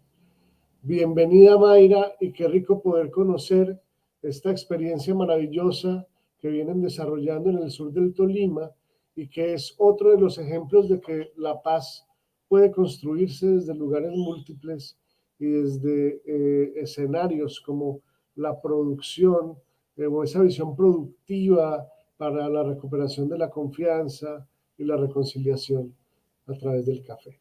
Bienvenida y qué bueno tenerte con nosotros. Bueno, buenos días para todos. ¿Me escuchan bien? Quiero verificar. Sí. Bueno, vale. Camilo, muchas gracias. Un agradecimiento muy especial a Soraya, que nos ha abierto esta puerta para contar nuestra historia. Estoy maravillada escuchando pues todo lo que han hecho en Montes de María y con el mochuelo que conocimos en enero y quedamos fascinados. Fue como una conexión, como un amor a primera vista con este proceso. Y nuestra conclusión con Soraya ha sido que los sures se conectan y que estamos en distintas partes del río Magdalena y que nos conectamos desde allí. Bueno, yo trabajo en una organización campesina de base que se llama ASOPEP, es la Asociación de Productores Ecológicos de Planadas. Estamos en la cordillera central, al sur del departamento del Tolima, limitando con el Valle del Cauca y con el Huila. Estamos en la montaña. En este municipio, pues que es la génesis en gran parte del conflicto de las FARC, en una de nuestras veredas en Marquetalia nacieron las FARC, y pues ha vivido el municipio pues todo el rigor de la guerra al que no me quiero referir en este espacio. Yo quiero contar un poco el origen de nosotros como asociación. Nosotros nacimos por necesidad. En el 2013, pues somos Planadas es el primer productor de café del Tolima y el tercero de Colombia. Son unas 16.000 hectáreas de café sembradas, que ya de por sí, digamos, genera una complejidad bastante importante en función de que llega gente de todo el territorio en las épocas de cosecha. Planadas nace como una colonia penal agrícola en la hegemonía conservadora, y eso da origen al municipio. Es un municipio muy joven, es un municipio de 70 años, y toda la producción de café como tal, pues da una complejidad histórica importante. Entonces, en el 2013 teníamos precio de carga de café a 400.000 pesos con costos de producción 800.000, dependencia absoluta de un único cliente, y se empezaron a gestar en el país todas estas movimientos de dignidad agropecuaria, luego de dignidad cafetera, y dijimos como, bueno, esto es importante, pero esto no nos va a solucionar finalmente el problema. Entonces, como decía la seño y Sora, no, hemos tenido que tomar nosotros mismos las riendas del destino propio en el territorio. Constituimos una asociación con 72 productores, cada uno puso una carga de café y entendimos que estábamos en un negocio de café en el que otras latitudes, otros clientes estaban adueñándose de un producto y estaban ganando allí, ¿no? Entendimos que teníamos que pasarnos al café de especialidad, y digamos que la gran diferencia era que este café de especialidad tenía un conocimiento que nosotros no teníamos. Tenían las grandes exportadoras, los clientes sofisticados, pero nosotros no.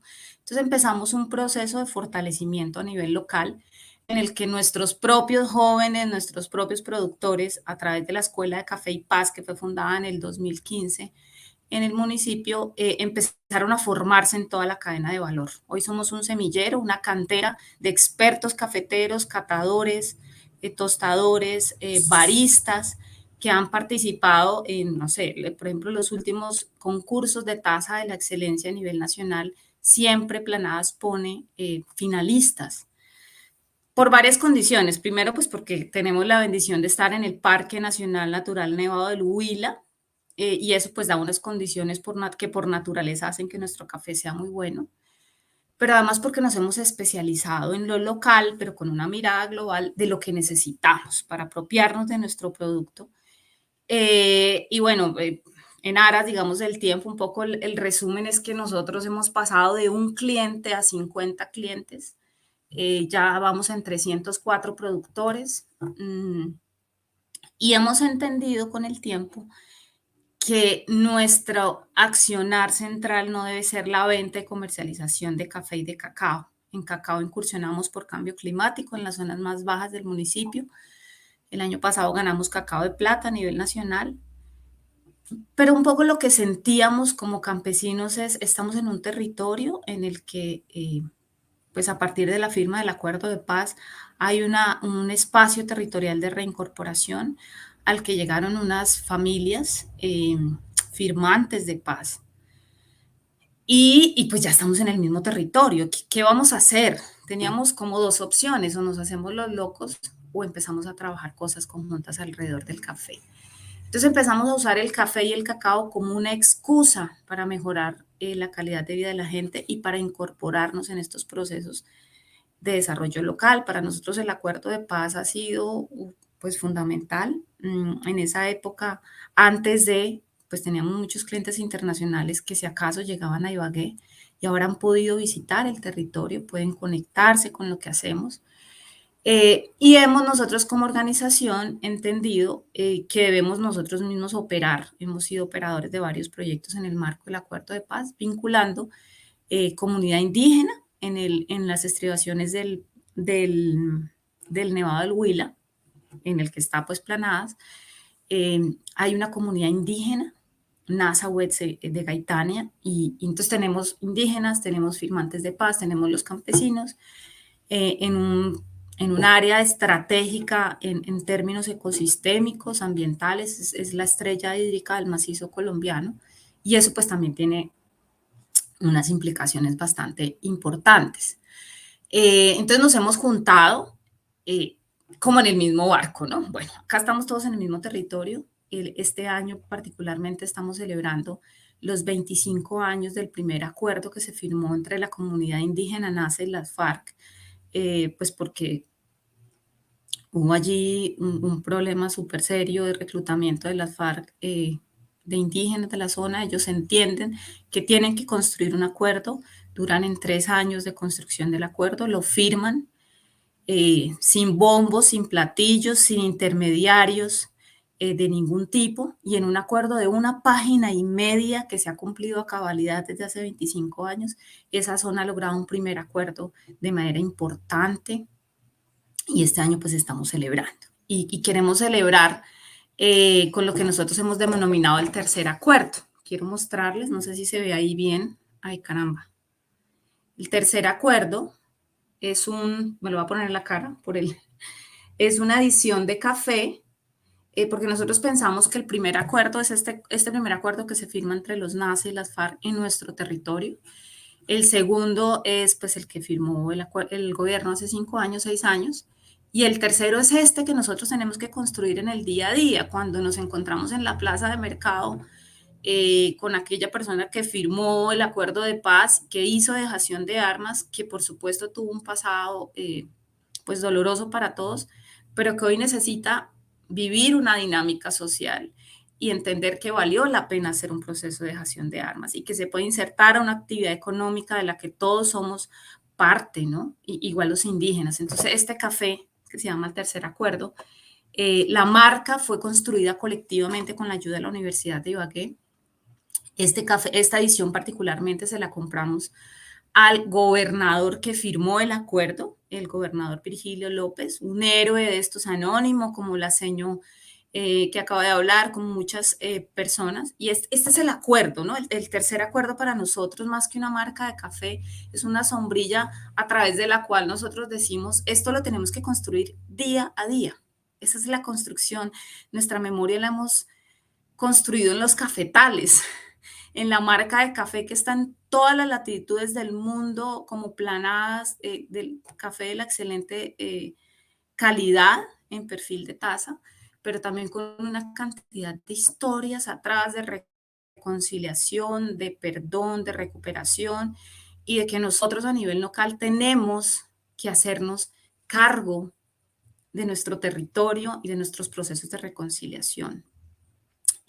Así que pues este café es bellísimo. El proceso de comercialización lo está haciendo una cooperativa de firmantes de paz que se llama Comumarfu, que está en el ETCR o El Oso, que ellos denominan Cuna de la Resistencia, porque pues fue allí donde nacieron las FARC, en Marquetalia. Y nosotros como asociación hemos asesorado todo el proceso para que ellos pasen y hagan un proceso de reincorporación concreto, ¿no? Porque esto no puede ser únicamente un tema romántico, también ellos tienen que vivir en el día a día. Hay que comer, hay que mandar a los niños a la escuela, hay que encontrar razones para que la firma del acuerdo realmente haya valido la pena. Entonces, este es un ejemplo de las cosas que hacemos. Nosotros estamos permanentemente construyendo ese tercer acuerdo en procesos de formación, tanto con firmantes de paz como con la comunidad indígena, y abordando otros temas que son de importancia para nosotros, no solo en lo productivo, en el cambio climático y sobre todo en construir para las nuevas generaciones, los hijos de las firmantes de paz y los hijos de los indígenas, un futuro distinto, porque estos muchachos, ahorita José nos puede ayudar ahora a tener listo pues un video que quiero compartir, porque también además de café, un poco lo que hemos hecho es identificar lo que tenemos para poder conservarlo. Entonces el año pasado hicimos un proceso bellísimo de avistamiento de aves, no con el mochuelo como ustedes, nosotros con el gallito de roca, con nuestro atrapete de sus colibacios, que es un gorrión de los cafetales. Aguas arriba del Magdalena, en el río Atá, que baja del Nevado del Huila y es un afluente del río Magdalena, a la altura de este Magdalena, eso sería Magdalena Alto, porque está antes de Honda. Y nuestros grandes alumnos han sido los hijos de los firmantes de paz, los hijos de estos indígenas que en el pasado se mataron con nosotros y los hijos de campesinos. Y estamos haciendo estos nuevos semilleros para construir pues esta memoria. Nosotros en Gaitania particularmente, que es como el centro de donde han pasado muchas cosas, se hizo un monumento con la Comisión de la Verdad, construido a nivel local.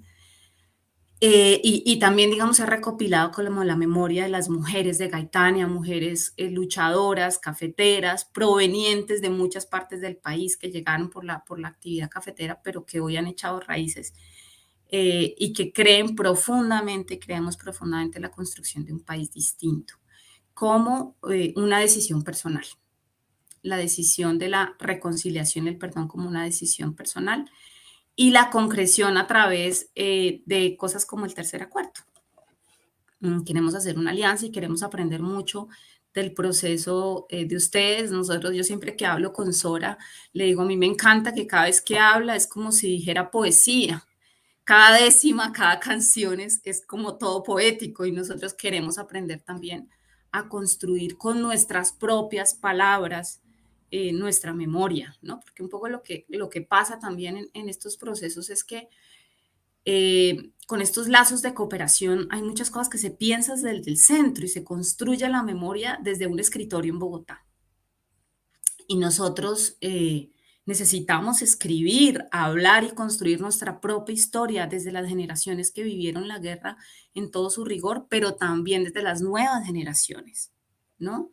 ¿Cómo reconstruimos? ¿Cómo ahora, por ejemplo, nosotros tenemos un inventario de casi 200 aves en esas zonas en donde no se podía acceder antes por la guerra? Y hoy los muchachos han montado cafés, tienen listas desde el resguardo indígena en su propia lengua de Nasayuwe, pero en la plataforma de Cornell University, diciendo, esto es lo que tenemos, esta es nuestra oferta de flora y fauna.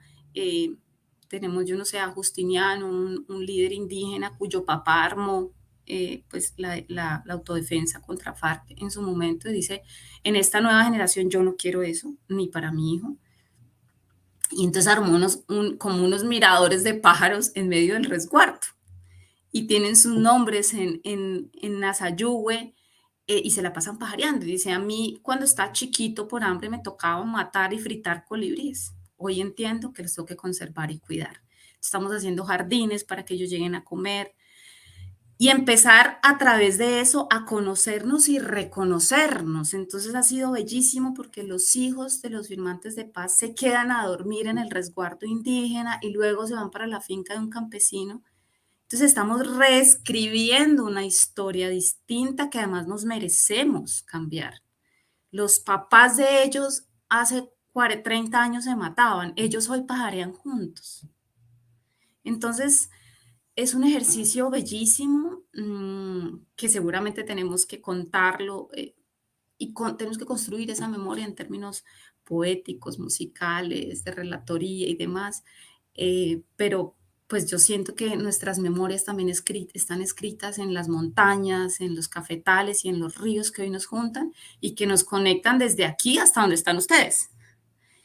Yo no sé cómo estoy de tiempo y no sé si pasamos un video cortico que tenemos precisamente las memorias de avistamiento de aves. Pues un poco para contarles lo que hacemos, ¿no? José, ¿tenemos el video para transmitirlo? ¿O no?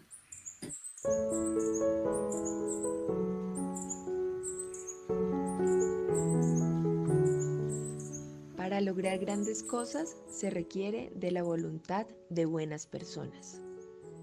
Eso se evidenció en Azopep el 14 de junio del 2021. Fernando Ayerbe, autor del libro Avifauna Colombiana, visitó el municipio junto con otros importantes pajareros. Su visita no fue solo para pajarear, fue también el escenario ideal para hacer una de las cosas que mejor sabe hacer, ilustrar aves. De eso fueron partícipes y testigos los asistentes al acto inaugural de la jornada denominada Las aves nos conectan, pues Fernando Ayerbe realizó un taller de dibujo donde ilustró un colibrí para enseñar paso a paso cómo se dibuja un ave.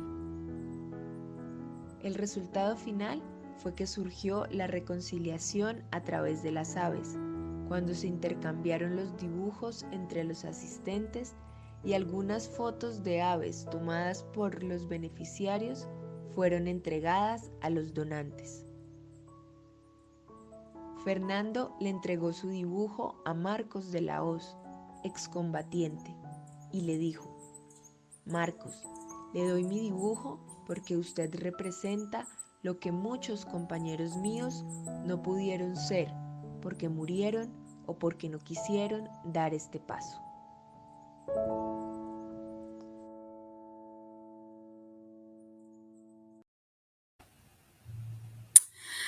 Bueno, ese es un video chiquito, un ejercicio que hicimos financiado por el Fondo Multidonante, pero era súper emocionante ver en un mismo auditorio a todos sentados, ¿no? En un mismo espacio. Antes era absolutamente imposible pensarnos a todos que estamos de distintas orillas sentados allí pensando y hablando alrededor de las aves. Así que tenemos un desafío gigante como país. Debemos conocernos, conectarnos, intercambiarnos y construir, digamos, cómo queremos construir nuestra memoria. Cómo construimos, fortalecemos y seguimos haciendo esos relatos de resistencia y esperanza para todos, ¿no? En donde todos cabemos, mujeres, niños, jóvenes, adolescentes, todas las poblaciones de enfoque diferencial y sobre todo donde pueda renacer la esperanza desde el territorio, Nadie tiene por qué, digamos, nadie de afuera debería venir a decirnos qué es lo que somos, ¿no? Y construir este tercer acuerdo diario. Eso es lo que quería contarles un poco. No sé si hay preguntas, Sora y mis compañeros de panel.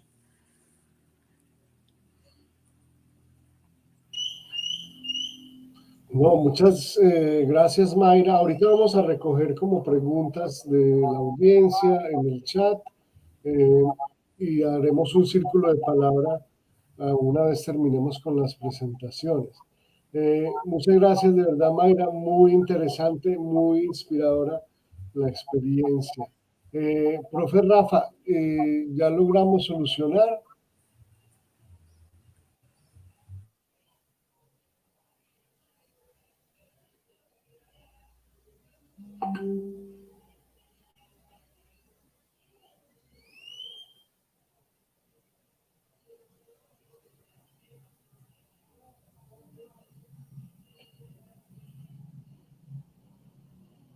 ¿El profe Rafa está por ahí?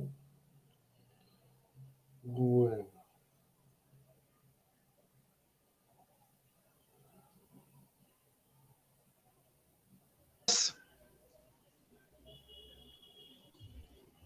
Buenos días, Rafa. ¿Sí me escuchan ahora? Sí. Perdón, ¿me escuchan ahora? Sí, ahora sí te escuchamos, Rafa.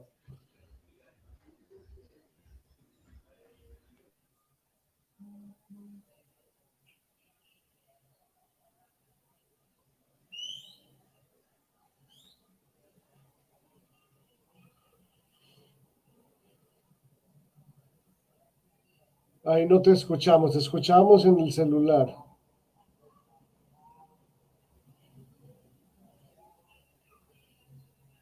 Ahí no te estamos escuchando, Rafa.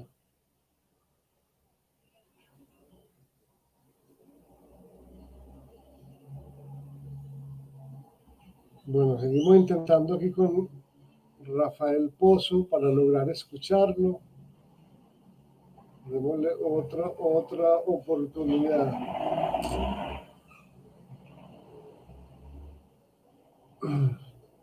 Bueno, Rafael. ¿Tenemos audio? Sí, pero tenemos un eco. De pronto del computador.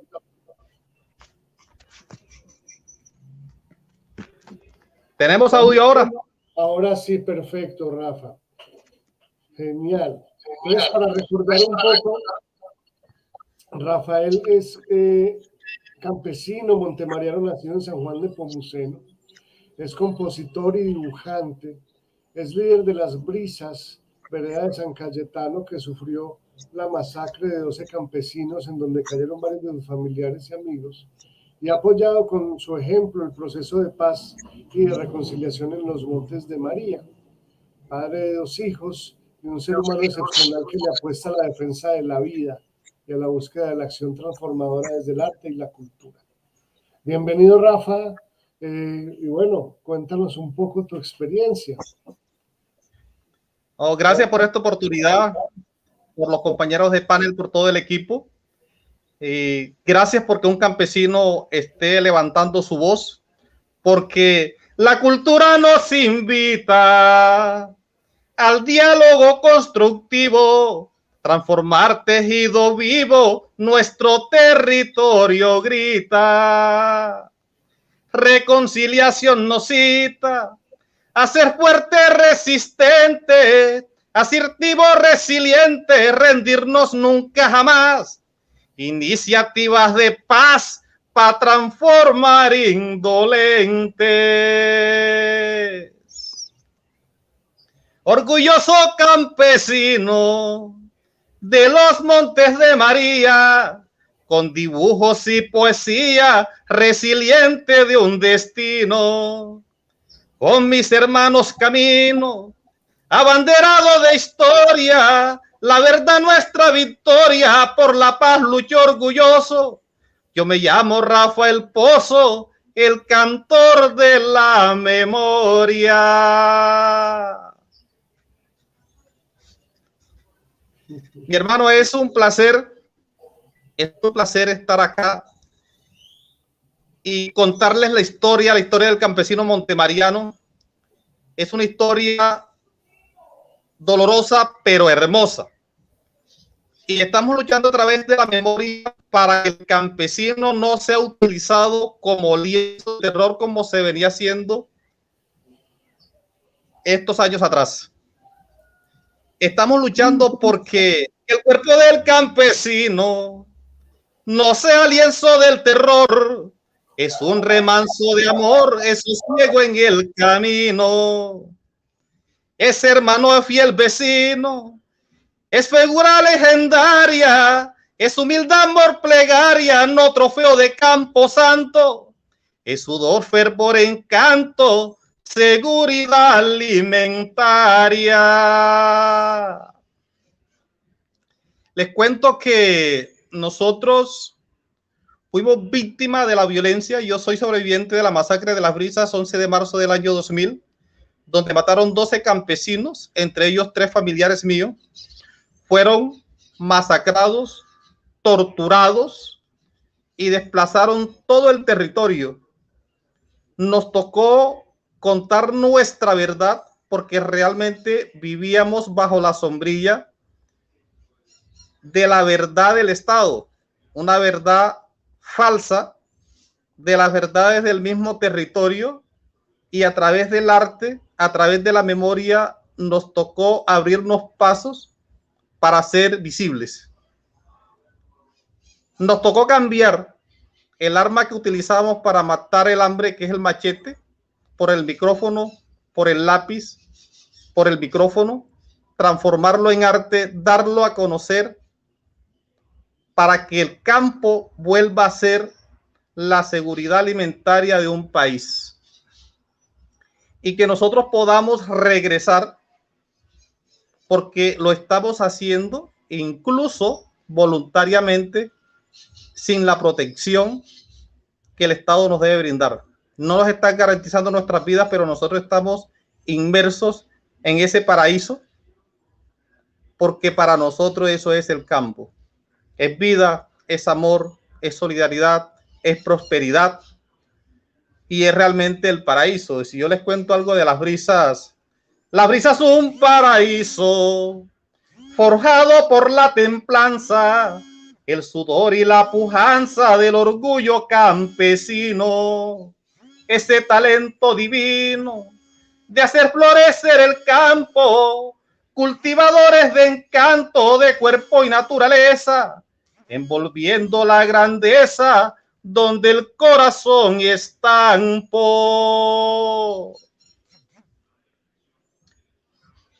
Les cuento que en todo este proceso de dolor, de desesperanza, de odio, pensé en matar. Conocí a ese Rafael Pozo que nunca pensé que existía. Cuando fui a buscar a mis familiares y los encontré torturados, tuvimos la oportunidad de sacarlos el mismo día, pero nuestros compañeros no, los sacaron al día siguiente, ya en estado de descomposición, pero pensando realmente en cómo salvaguardar nuestras vidas y la vida de nuestras generaciones. Pensamos en la reconciliación, en el deseo de subsistir, en el deseo de ser visible, de resistir, y eso nos mantiene vivos, nos mantiene con vida, nos mantiene de pie, cantando, no llorando, sonriendo, porque realmente nos quisieron matar nuestra cultura, porque no solamente fueron las vidas humanas, el hecho de utilizar música, bandas con las masacres, tortura psicológica, tortura física, realmente lo que estaban buscando era desarraigarnos de nuestra cultura, de nuestro territorio, y nosotros los montemarianos no concebimos el cuerpo sin la naturaleza, sin el territorio, sin nuestros bosques, sin nuestras aves, sin nuestros ríos. Entonces, empezamos a soñar, empezamos a juntarnos, empezamos a abrazarnos porque realmente no podíamos contar la verdad porque nos convertíamos en objetivos militares. Teníamos conocimiento que la alcaldía, la policía, los militares juntos con los paramilitares nos estaban asesinando. Entonces no podíamos contar nuestra verdad. No podíamos juntarnos 3 personas porque estábamos haciendo conciertos para delinquir. Y el arte para nosotros fue la herramienta que hizo que saliéramos adelante, que nos sirvió de psicólogo, que nos sirvió de psiquiatra, donde empezamos a exorcizar el dolor, a madurar el duelo, para poder subsistir, para poder sobrevivir. Cuando utilizan a un perro para que le arranque la cara viva a una persona, cuando utilizan machete para, como dije anteriormente, utilizar el cuerpo del campesino como un lienzo, para quien lo mirara, para quien lo recogiera, tuviese miedo. Estaban sembrando el horror, estaban sembrando el terror, pero nosotros, los montemarianos, empezamos a soñar un campo diferente, sin las oportunidades que teníamos, sin vías, sin educación, porque hasta la educación estaba desplazándonos, porque quedamos sin escuelas, quedamos sin vías, quedamos sin proyectos productivos, quedamos sin semillas. Prácticamente la esperanza, los sueños y esas mingas que logramos construir con nuestros hermanos, que en esos momentos se encontraban lejos, los sueños nos ayudaron a juntarnos. Y hoy estamos en pie y abriéndonos paso, pero con el arte, con la memoria, con la esperanza de transformar un nuevo mundo, un nuevo campo para las generaciones futuras y las presentes, pero que conozcan realmente la reconciliación, el perdón y la paz. Si tienen alguna pregunta, porque este es un tema muy amplio, son 2 décadas de trabajo, de lucha, de sueños, de construcción, de juntarnos con el Mochuelo, con la Red Colombiana de Lugares de Memoria, con el Espacio Regional de Construcción de Paz, con todo Colombia. Sentimos que estamos haciendo un esfuerzo para que nuestras comunidades, nuestros niños, a través de Cátedra de Paz, conozcan nuestra verdad, reflexionen para que no haya repetición.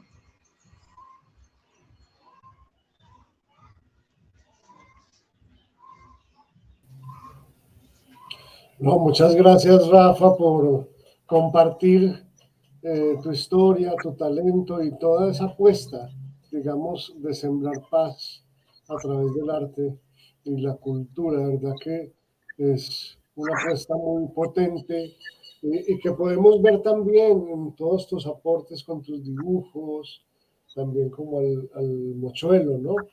En las muestras que están allí.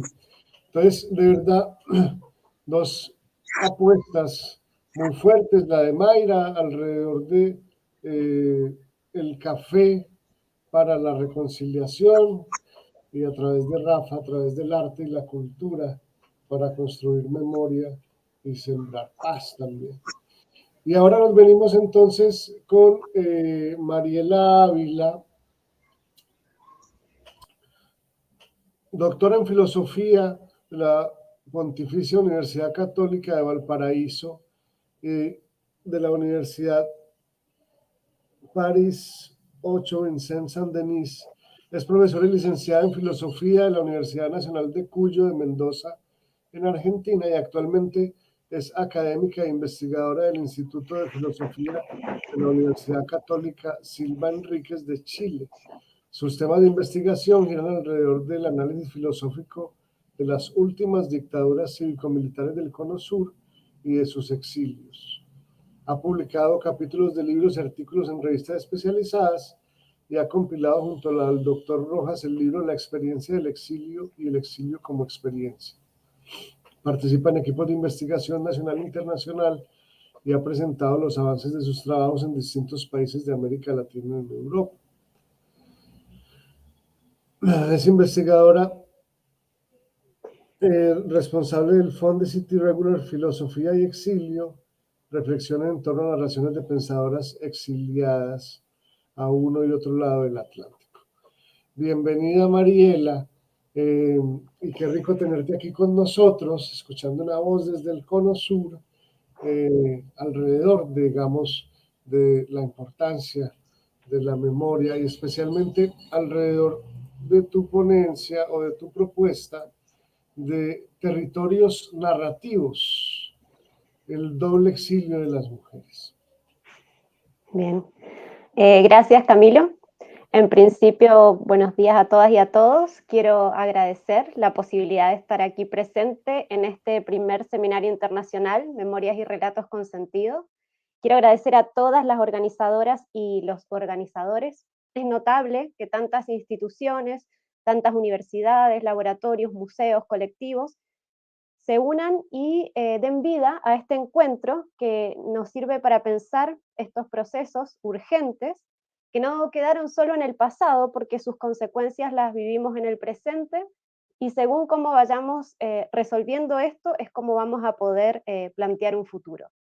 Quiero agradecer también al equipo coordinador y especialmente a Camilo y Soraya que están guiando este panel, a los y las asistentes, por supuesto, y a los y las integrantes de la mesa. Es como muy emocionante para mí estar entre líderes y lideresas militantes de la memoria que cuentan sus experiencias y sus resistencias políticas. Generalmente los encuentros a los que yo acudo son más académicos y no tengo la oportunidad de aprender, de escuchar y conocer tanto como me ha ocurrido en este encuentro. En principio, decir que yo no voy a presentar una experiencia personal, pero sí creo que como hija y nieta de una generación que vivió distintos exilios y distintas dictaduras, en cierta medida estas temáticas también hacen carne en las nuevas generaciones y yo tengo un tema de estudio que tiene que ver con el exilio político. Decir también, como dijo Pedro Pablo al inicio, cuando dio la bienvenida, que esto es una suerte de resumen de mi trabajo, pero he querido compartir parte de él hoy con ustedes. Y como bien decía Camilo, cuando en esta presentación yo hablo de territorios, lo hago un poco desde otra perspectiva, porque podemos pensar territorios a partir de un espacio físico, de una extensión de tierra que tiene cierta organización, pero también podemos pensarlo desde el campo de lo lingüístico, desde un ámbito narrativo.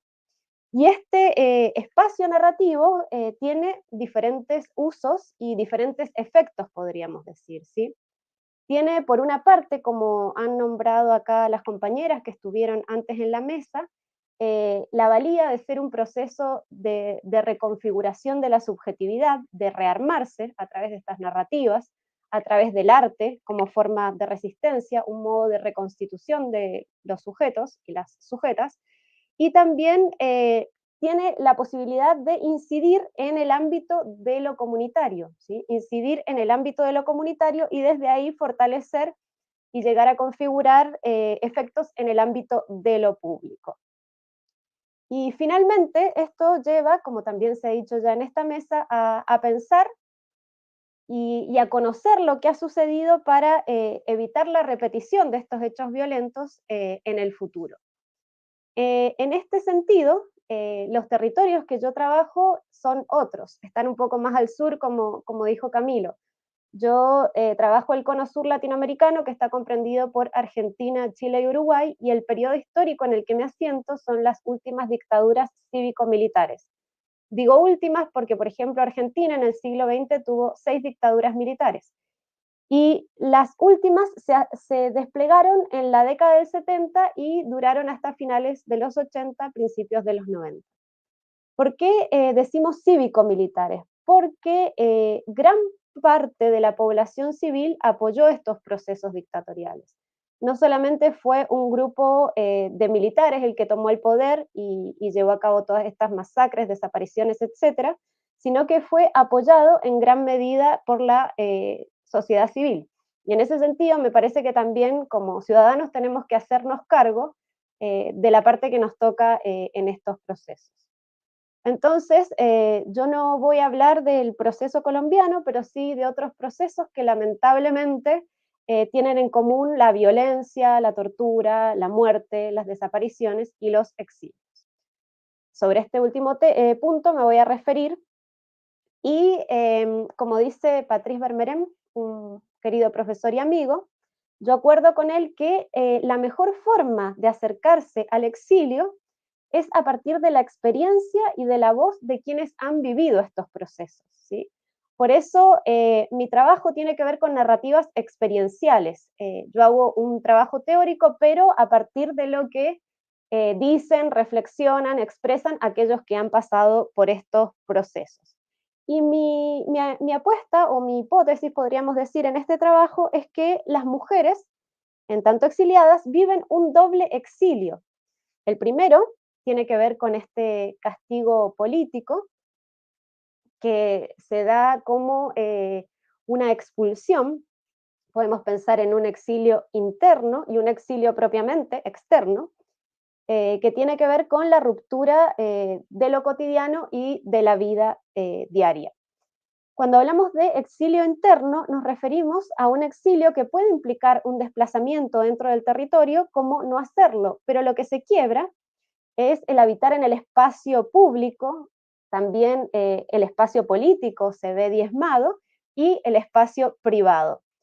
Lo que se quiebra con este exilio es la posibilidad de continuar con un proyecto personal y político, porque el miedo, precisamente, del que hablaba acá los compañeros de mesa, se instala como el elemento que busca evitar toda forma de resistencia.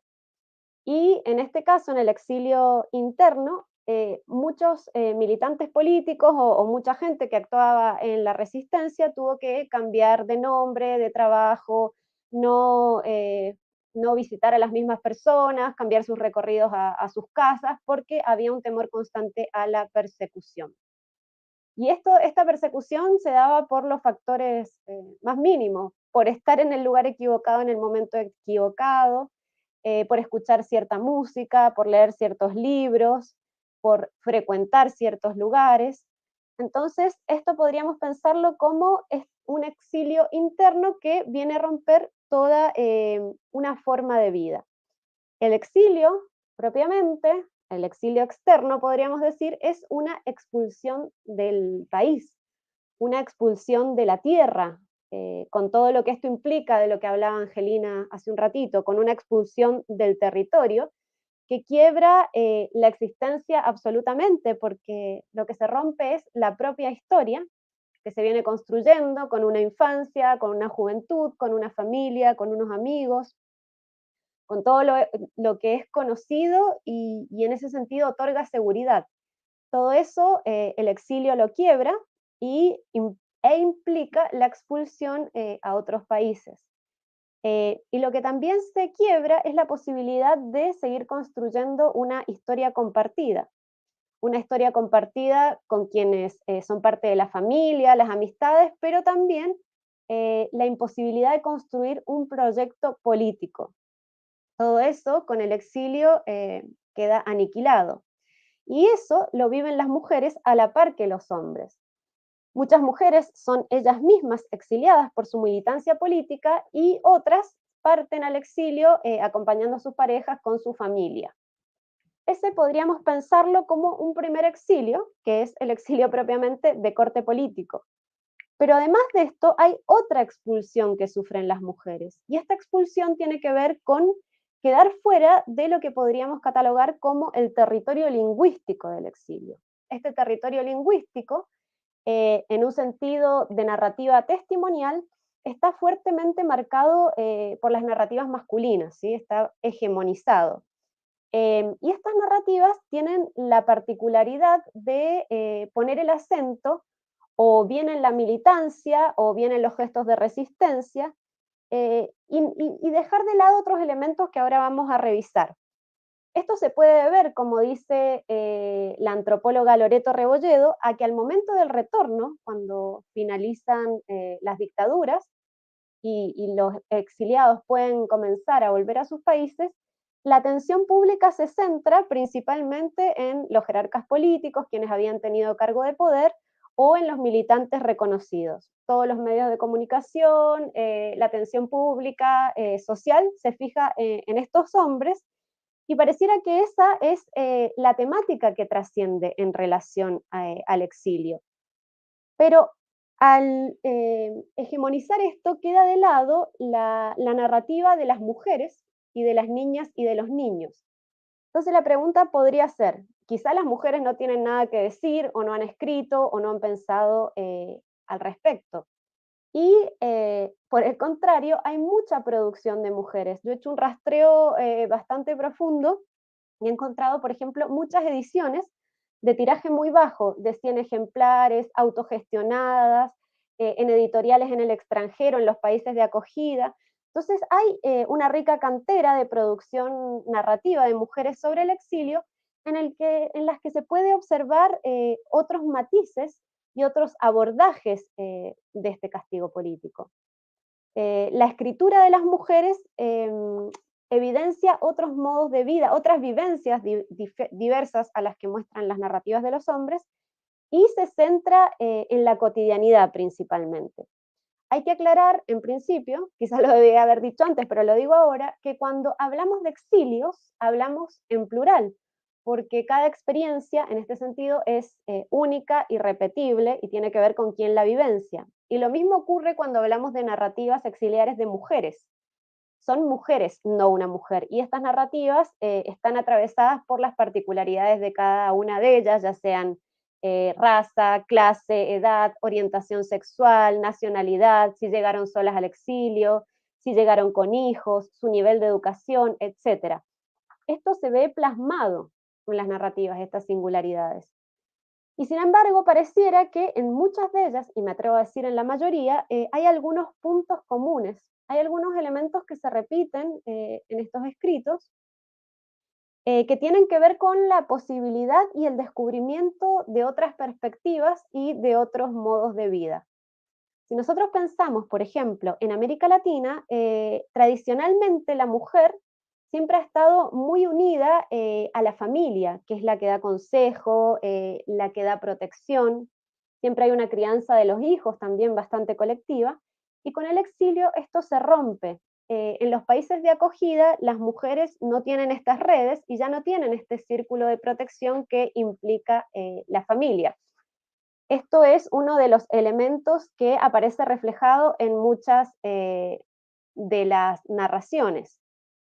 Y otro de los elementos tiene que ver con la idea de que la narración, como dijo Italia al principio, es un acto político.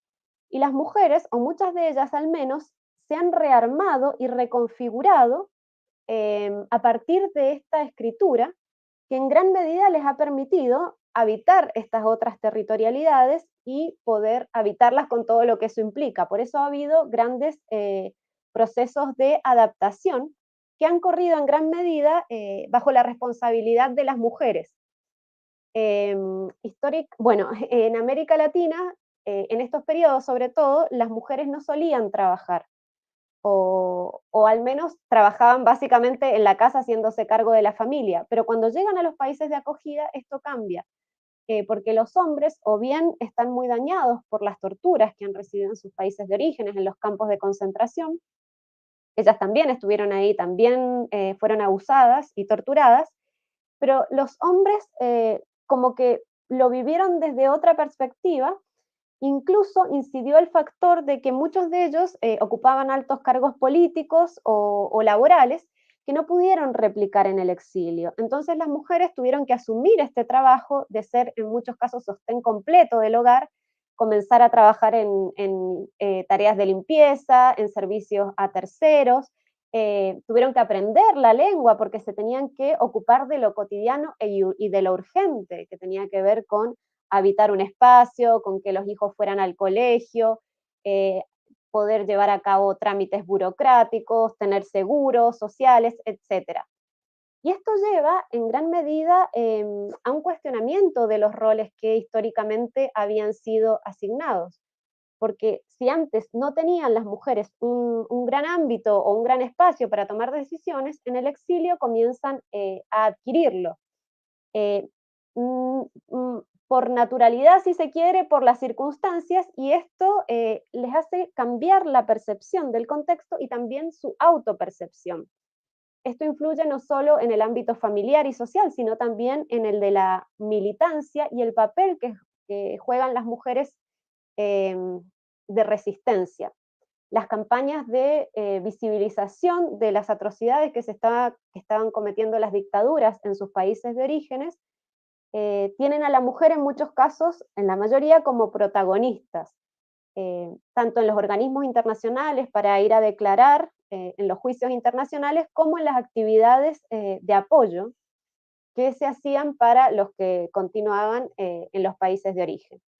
Y esto me hace mucho sentido con lo que hablaba Rosina hace un rato, con lo que hicieron estas mujeres, que fue tejer una urdimbre narrativa, podríamos decir, a partir del exilio y de la dictadura, algo que evidenciara lo que estaba pasando, que tenía que ser conocido, básicamente, tenía que mostrarse, y ellas a través de estos tejidos y de palabras, estas narrativas, pudieron evidenciar esto.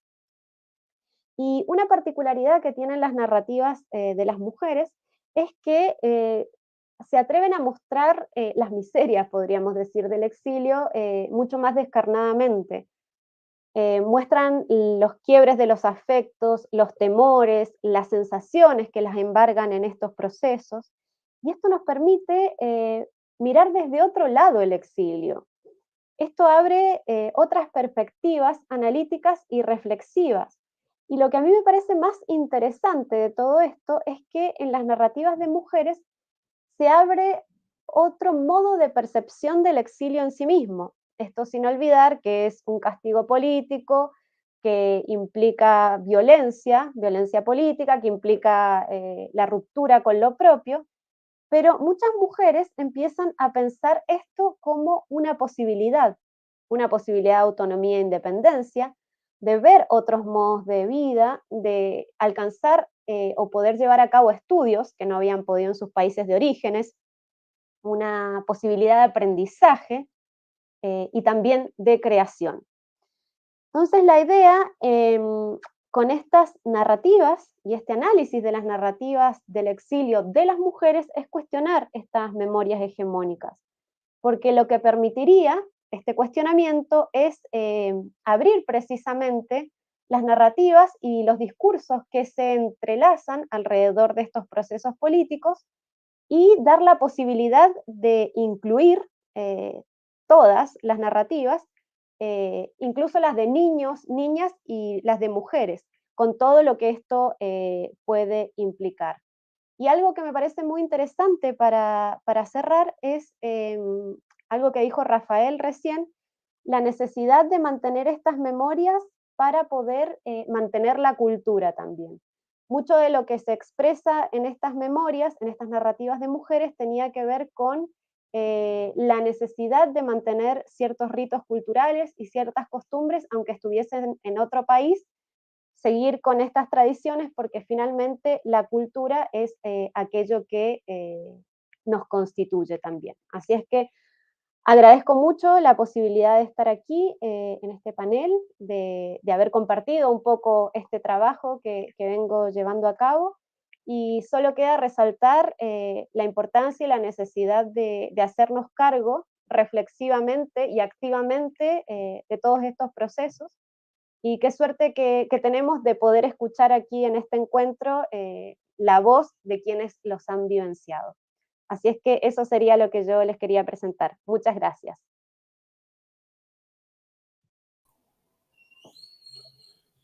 Muchas gracias, Mariela, y de verdad muy interesante y digamos, muy relacionado con eso de retar esas memorias hegemónicas, todo lo que hemos escuchado por parte de nuestros invitados el día de hoy, ¿no? De pensar cómo esas memorias locales, digamos, van encontrando un espacio, un escenario a través de los esfuerzos y las luchas de muchos hombres y mujeres que desde lo local han preservado y han buscado maneras de expresarlas a través de diferentes plataformas o de diferentes maneras.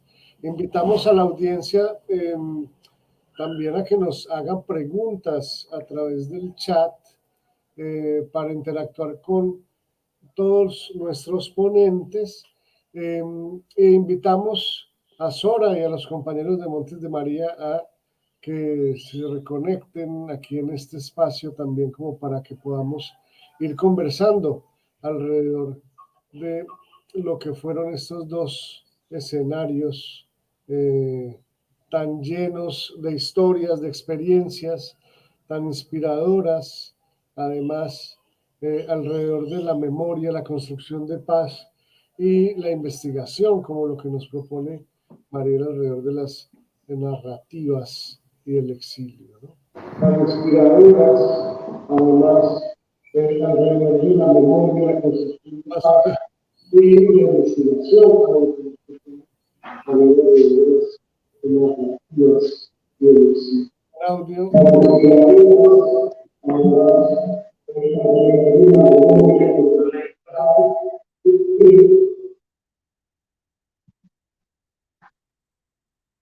Sí, nosotros, Camilo, bueno, la señora Rosy ya viene, está en una parada técnica, ya llegó, vamos a esperarla aquí.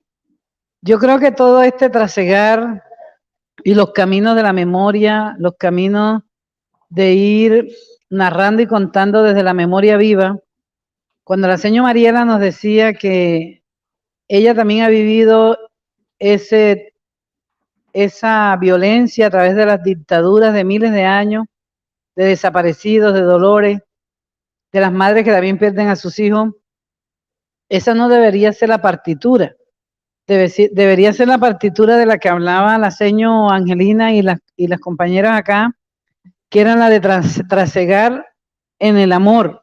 Y lo decía Mayra también, cómo lograr desde nosotros mismos dar el paso primero en juntarnos para la reconciliación. Yo sé que este tema es un tema de debate, un tema de reflexión, pero dependiendo de cómo uno, aquí internamente lo hablábamos cuando usted planteaba lo de las dictaduras, por ejemplo, nosotros decíamos, es que no se diferencia, pero a diferencia de lo de allá, tú sabías que estaba en el gobierno alguien que estaba limitando la expresión o limitando la vida y te sometías a ese régimen. Acá a veces en este momento, ahora en Colombia, en este momento en nuestros territorios, ni siquiera sabemos los brazaletes, quién los tiene. No sabemos ahora quién es el adversario ni de dónde va a venir la bala. Pero sí sabemos que hay un sistema permanente que en la hipocresía puede ser, que así era la palabra que utilizaron aquí ahora mismo internamente, en la hipocresía de la democracia. O sea, es una democracia que no es democracia. Porque si fuera una democracia tuviéramos...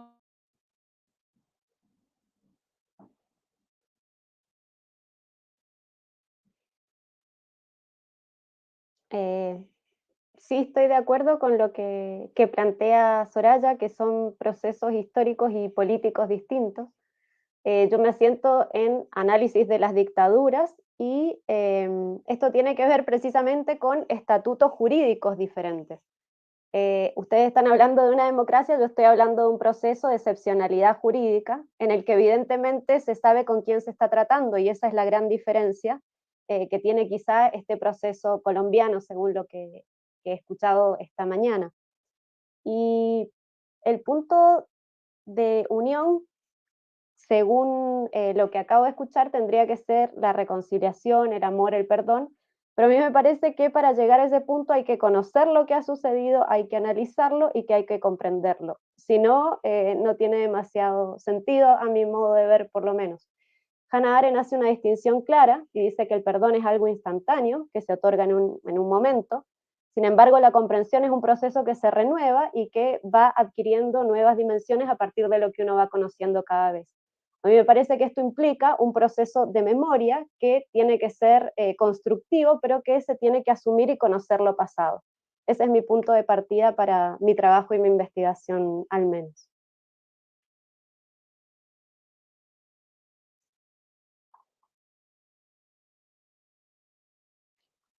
Camilo, está silenciado. No, Ita, que tú estabas proponiendo algo al respecto aquí por el interno, dale. Gracias, profesor Camilo. Es que ha sido tan reflexivo esta práctica de escucha con todas las acciones y procesos que desde tantos lugares tan diversos y con experiencias de violencia tan diversa también, ustedes nos han comentado hoy, y creo que no solamente el mochuelo, sino muchos procesos que trabajamos la memoria, no nos perdonaríamos dejar pasar la oportunidad de preguntarles cuál ha sido el papel de esas memorias narradas en primera persona del singular y del plural, en el caso de las mujeres, pero también en el caso del trabajo territorial, por ejemplo, en el Tolima, y que ocurre en Montes de María, que nos contaba Rafael Pozo. ¿Qué papel juegan esas memorias narradas en la transformación de las violencias? ¿Qué incidencia ha tenido esa práctica narrativa? ¿Qué logros hemos alcanzado? ¿Qué desafíos tenemos? ¿Y cómo podríamos reforzarlo? ¿Cómo podríamos fortalecer nuestras propias prácticas de memorias en los territorios? Gracias. ¿Vas vos, Mayra? ¿O... Dale. Sí, si quieren. Pues yo lo que siento es que cuando podemos narrar desde lo individual, desde la historia que cada quien ha vivido, que claro, han sido orillas distintas, finalmente nos ha permitido como reconocernos, ¿no? Y conocernos y entender que al final somos los mismos, que al final estamos en un mismo territorio, todos con complejidades, historias, trayectorias y todas estas cosas, pero que al final somos los mismos. Y yo quiero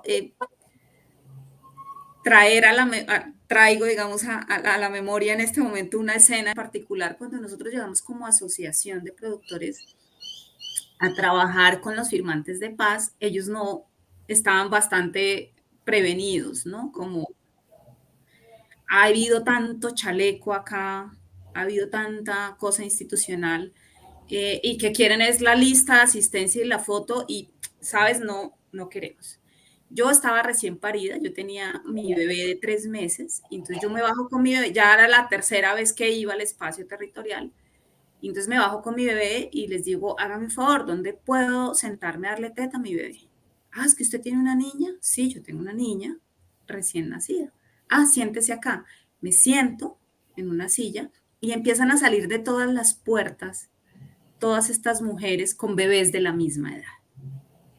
Y entonces no nos conecta en ese instante, digamos, el interés institucional por desarrollar un proyecto que llama a la reconciliación, a la reincorporación, a conocernos, sino que nos une un elemento común como mujeres, y es la lactancia, la maternidad, la crianza de estos nuevos niños, que queremos que vivan, digamos, un futuro y un escenario distinto.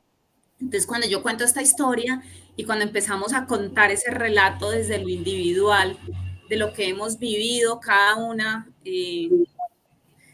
nos ayuda a entender que al final somos los mismos, que al final tenemos sueños y expectativas distintas, que nos han dicho que somos distintos, pero al final no somos tan distintos. Que soñamos las mismas cosas, que tenemos las mismas intenciones y que además podemos hacer una puesta en marcha en común, en concreto, de lo que queremos y de lo que soñamos. Nosotros, por supuesto, somos menos musicales, menos poéticos, quizá, y somos más del tajo, más del asadón. no diciendo con esto que ustedes no lo sean, por supuesto, pero quizás somos más culturalmente, somos más introvertidos, si se quiere.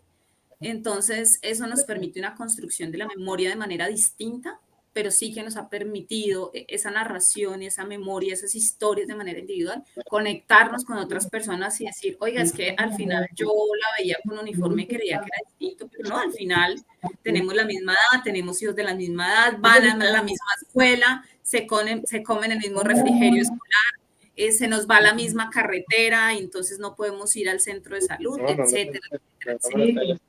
Entonces siento que para eso nos ha servido, para conocernos y reconocernos además en una etapa de la vida distinta que nos pone un desafío gigante, y es cómo construimos ese tercer acuerdo en adelante en el día a día. Excelente. Muchas gracias. Mariela. Bien, súper interesante, Italia, tu pregunta, porque abre un montón de flancos, podríamos decir. Al menos en el ámbito de la filosofía, que es el que yo me muevo, no se considera que la experiencia pueda constituir conocimiento. Y la apuesta que tengo yo y tienen muchos otros precisamente es que el conocimiento, la construcción del conocimiento tiene que venir de la experiencia. Y eso lo tienen quienes han vivido estos procesos. Nosotros podemos escuchar, podemos pensar, podemos hacer cosas con eso, pero si no escuchamos y no prestamos atención a los verdaderos actores y actrices de todos estos procesos, es como que queda algo afuera. Recién hablaban de que todas las políticas públicas se planeaban en una oficina y no tenían idea de los tiempos de plantación, de los procesos de la tierra. Bueno, yo creo que con el conocimiento en general, sobre todo a partir de estos temas tan particulares, es necesario escuchar la voz de quienes vivenciaron estos procesos. Y además me parece que estas particularidades o estas singularidades que emergen en cada discurso, en cada experiencia, son las que finalmente nos permiten tejer una urdimbre colectiva y constituir narraciones acerca del pasado. Narraciones que, como decía recién Camilo, muchas veces están en conflicto o en lucha con estas narraciones hegemónicas, estas narraciones que se tienden desde la nación sobre procesos y constituciones de sentido político, podríamos decir. Entonces, a partir de todas estas particularidades, valga la redundancia, de todas estas reflexiones individuales, es que se puede hacer una reflexión colectiva que tenga por fin la memoria, la no repetición de lo acontecido y un modo distinto de plantear el futuro. Muchas gracias. Y Sora, Rafa. Sí, quienes están en estudio seguramente también quieren decir algo.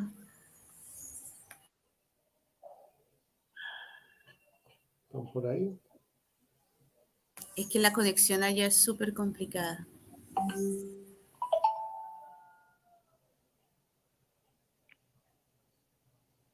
Pero si te parece, Camilo, y si me lo permites, hago la reflexión desde el proceso nuestro sobre el papel de las narrativas o de los relatos, como lo llamamos nosotros en contextos de violencia exacerbada. Creo que una de las apuestas más claras para nosotros desde hace un buen tiempo y que lo aprendimos del territorio es justamente eso que ustedes dicen. La práctica narrativa permite potenciar la voz política propia.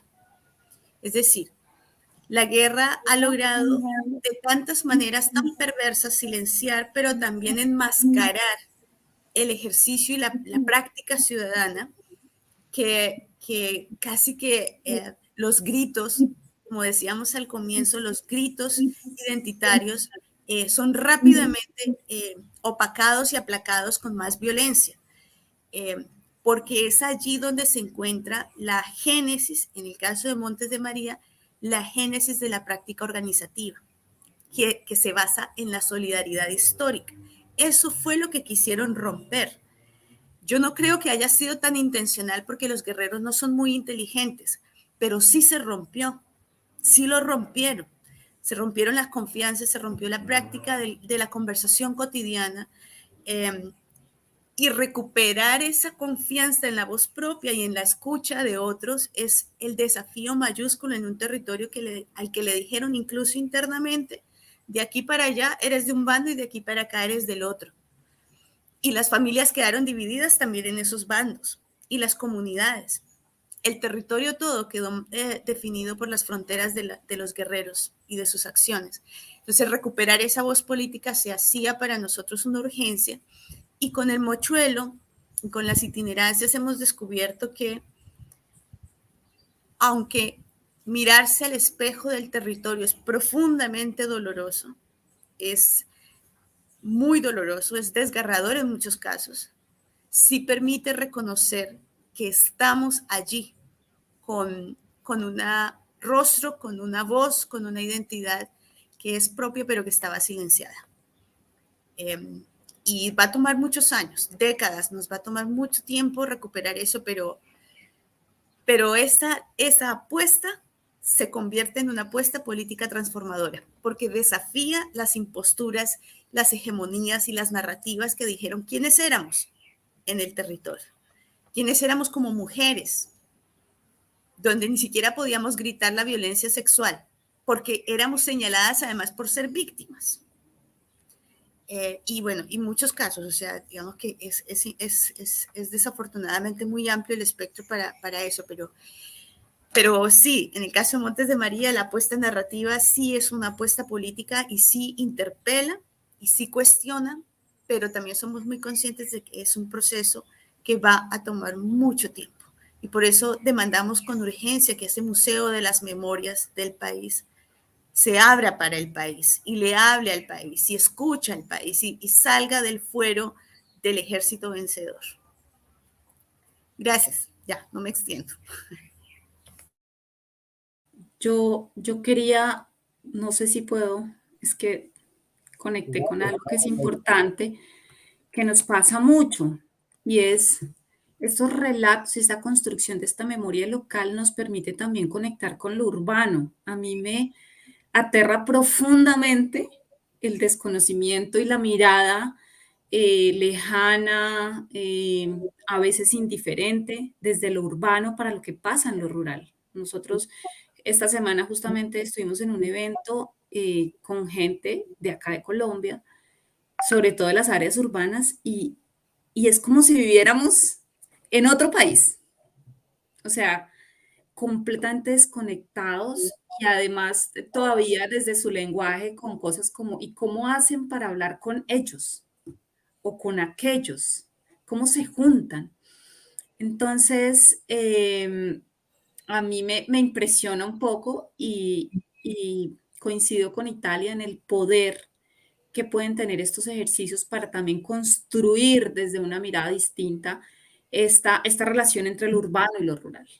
Y los procesos territoriales, que no por ser campesinos, no por ser locales, tienen menos valor y menos fuerza, que es lo que nos han hecho creer, ¿no?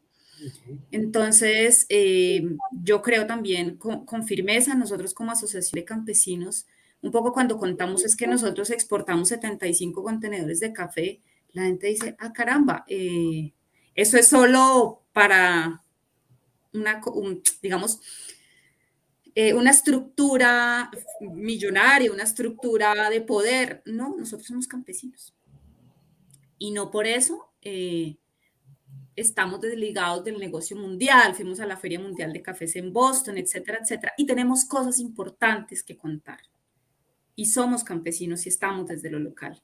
Y necesitamos conectar con lo urbano de Colombia y con lo urbano de otras partes del mundo para que sepan qué es lo que está pasando realmente en los territorios y la fuerza de conocernos, entendernos y de seguir implementando el acuerdo de paz desde lo local. Y ahí es donde se llena de sentido, digamos, el título de nuestro seminario de memorias y relatos consentidos en esa doble acepción, ¿no? Como el construir sentido desde lo local, arraigado en el territorio, pero también desde esos lenguajes, desde esas formas, desde esos afectos de las personas que han vivenciado, digamos, todo este proceso y sobre todo de entenderse ya no como víctimas, sino como decían, como sobrevivientes, como resilientes, proponiendo también desde sus procesos personales y colectivos una agenda propia para sembrar paz y construir un mejor mañana desde el territorio. Entonces, memorias y relatos. Sí, volvimos. Excelente. Esa es otra de las cosas. ¿Dónde está la conectividad entre el campo y la ciudad? Nosotros aquí, para que Angelina viniera de la alta montaña, no internet, o por ejemplo Rosina tampoco, y Tito, que estamos aquí los cuatro, luchando con poder en el círculo de la palabra poner a circular la palabra. Entonces ese desequilibrio que hay también entre hablar en unos territorios de un post-conflicto, entre comillas, en donde no se ha ido tampoco del todo la violencia, pero tampoco han venido las estrategias ni la política pública, por ejemplo, de poder estar en ese sentido de la inversión que hay sobre unos territorios PEDES, por ejemplo, que hay una política de gobierno, lastimosamente es una política de gobierno, y cada gobierno de turno puede cumplirla o no. Lo que nosotros estamos llamando desde los territorios también es que se conviertan en política pública desde unas leyes que se puedan cumplir, pero que no sean unas leyes hechas en el centro del poder de Bogotá, más cerca de las estrellas, sino que sean realmente concertadas con los territorios, no como una acción solamente, como decía Mayra, de venir a llenar la libreta, el listado y listo, no. Se trata de la escucha, que es lo que estamos luchando nosotros, y por eso sí es una apuesta política. El narrarnos y el escucharnos es una apuesta política de transformación, como una acción profundamente transformadora que es la memoria, y que es una acción política también.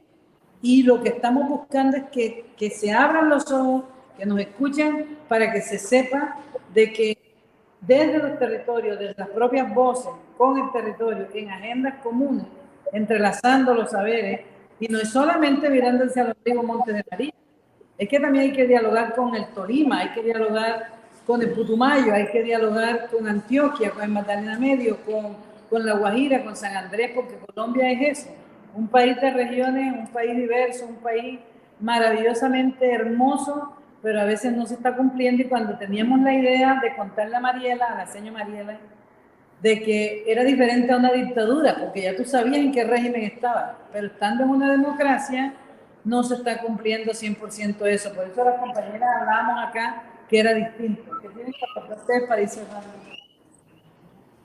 O una pregunta. Bueno, yo creo que... Estamos sin micrófono, pero aquí se oye bien. Bueno, yo creo que aparte de saber que estamos digamos, en medio de un conflicto todavía, y que hay unas políticas sociales de paz no se cumplen, pero que tenemos el reto en las comunidades, nosotras las lideresas y nosotros como pueblo anclados en estos territorios, el mayor reto es decirle al Estado que estamos aquí y esto es lo que necesitamos, cúmplanlo para no desarraigarnos, para no crear más conflictos, para vivir en paz. Y yo creo, Angelina, que aquí se ha dado muestra de sentarse a la mesa después de la caminata, de varias caminatas, hay un pliego de peticiones que de pronto no se cumplen. Hay unos sujetos colectivos de reparación, por ejemplo, en el Salado, que tanto se habla, el salado y todo. Incluso hay una acción con daño que se hace también desde la intervención o la sobreintervención, porque otras comunidades dicen, porque a ellos sí, a nosotros no, que acaso tienen corona, así se ha escuchado aquí en el territorio. Sin embargo, si tú vas a hacer el análisis de los puntos cumplidos de parte de la institucionalidad, solo el 35% de ese pliego se ha cumplido, por lo menos en el Salado.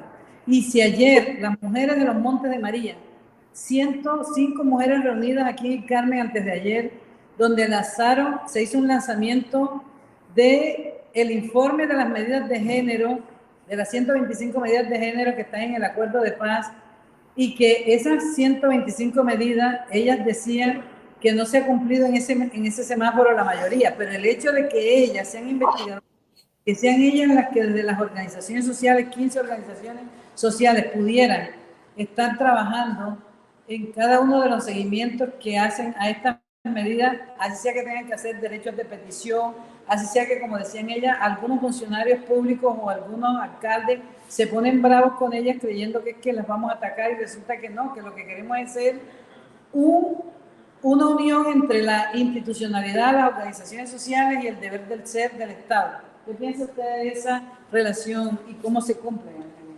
Mira, la verdad es que esas políticas nacionales establecidas, esas políticas nacionales establecidas, yo digo que desde el territorio, desde la memoria, es importantísimo porque ¿qué más pruebas?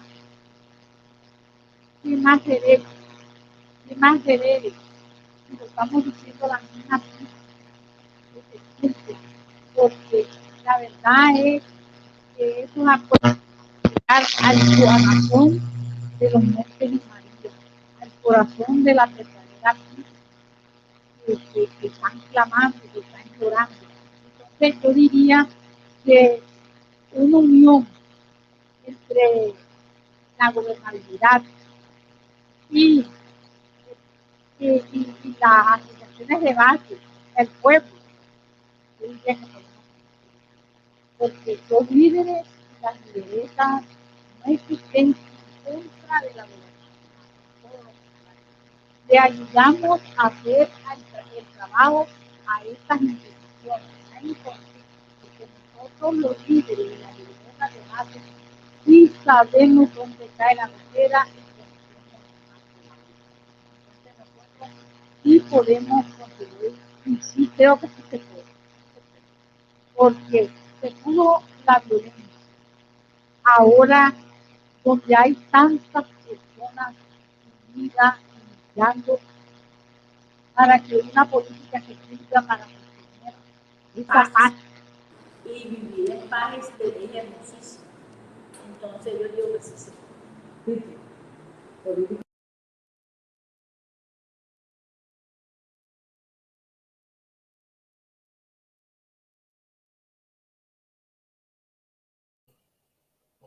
No estamos escuchando, Sora.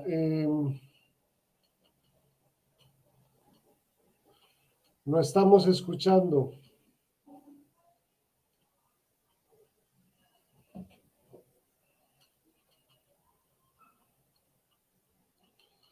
Bueno, mientras vamos solucionando.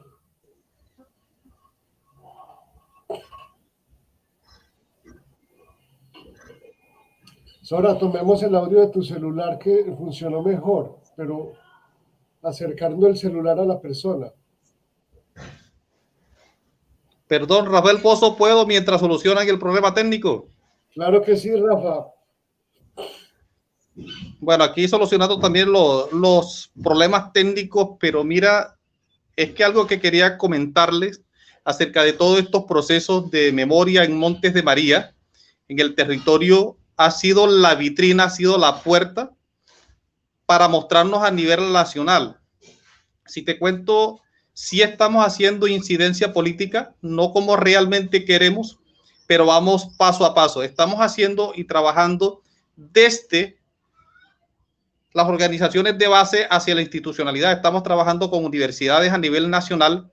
Estamos llevando nuestras memorias porque siempre hemos dicho que hay una Colombia indolente y esa Colombia indolente es la que no conoce lo que sucede en los territorios. Y nosotros en estos momentos somos los embajadores de estos territorios para mostrar nuestra verdad, cómo vivimos, cómo la sentimos, pero lo más importante, cómo hemos salido avantes con todos estos procesos. Les estamos contando cómo nos estamos reconciliando, pero también cómo estamos trabajando con los victimarios. En el caso de las brisas, por ejemplo, Uber Banquín Martínez alias Juancho Díquez, y Eduardo Cobo Telles, alias Diego Vecino, que fueron los que se adjudicaron nuestra masacre. Estamos trabajando juntos, estamos trabajando en festivales por la reconciliación, por la paz del territorio, y no solamente del territorio, sino de Colombia. Porque la memoria ha hecho que surjan, que se conozcan grandes verdades que estaban ocultas. Incluso en San Juan hay muchas masacres que no se conocen todavía por miedo, porque tienen temor de hablar, pero a través de todos estos procesos estamos invitando y estamos motivando a esas personas a contar su historia. Si les cuento algo, se exigió un basta ya en Montes de María porque no nos sentíamos representados con el basta ya a nivel nacional. Porque realmente masacres representativas que ocurrieron en el territorio no están, no se conocen. Y el basta ya general no es la gran verdad que tiene Colombia. En estos momentos está casi al portas del horno, el basta ya, un basta ya local que se trabajó con las comunidades, porque fue lo que exigimos. Si realmente se iba a hacer, que fuésemos nosotros los que tuviésemos la palabra para contar nuestras verdades. Y reitero nuevamente, no verdades institucionales, sino la verdad desde la perspectiva de nosotros víctimas. Y además de que se está haciendo incidencia política, estamos sanando, porque contar es exorcizar.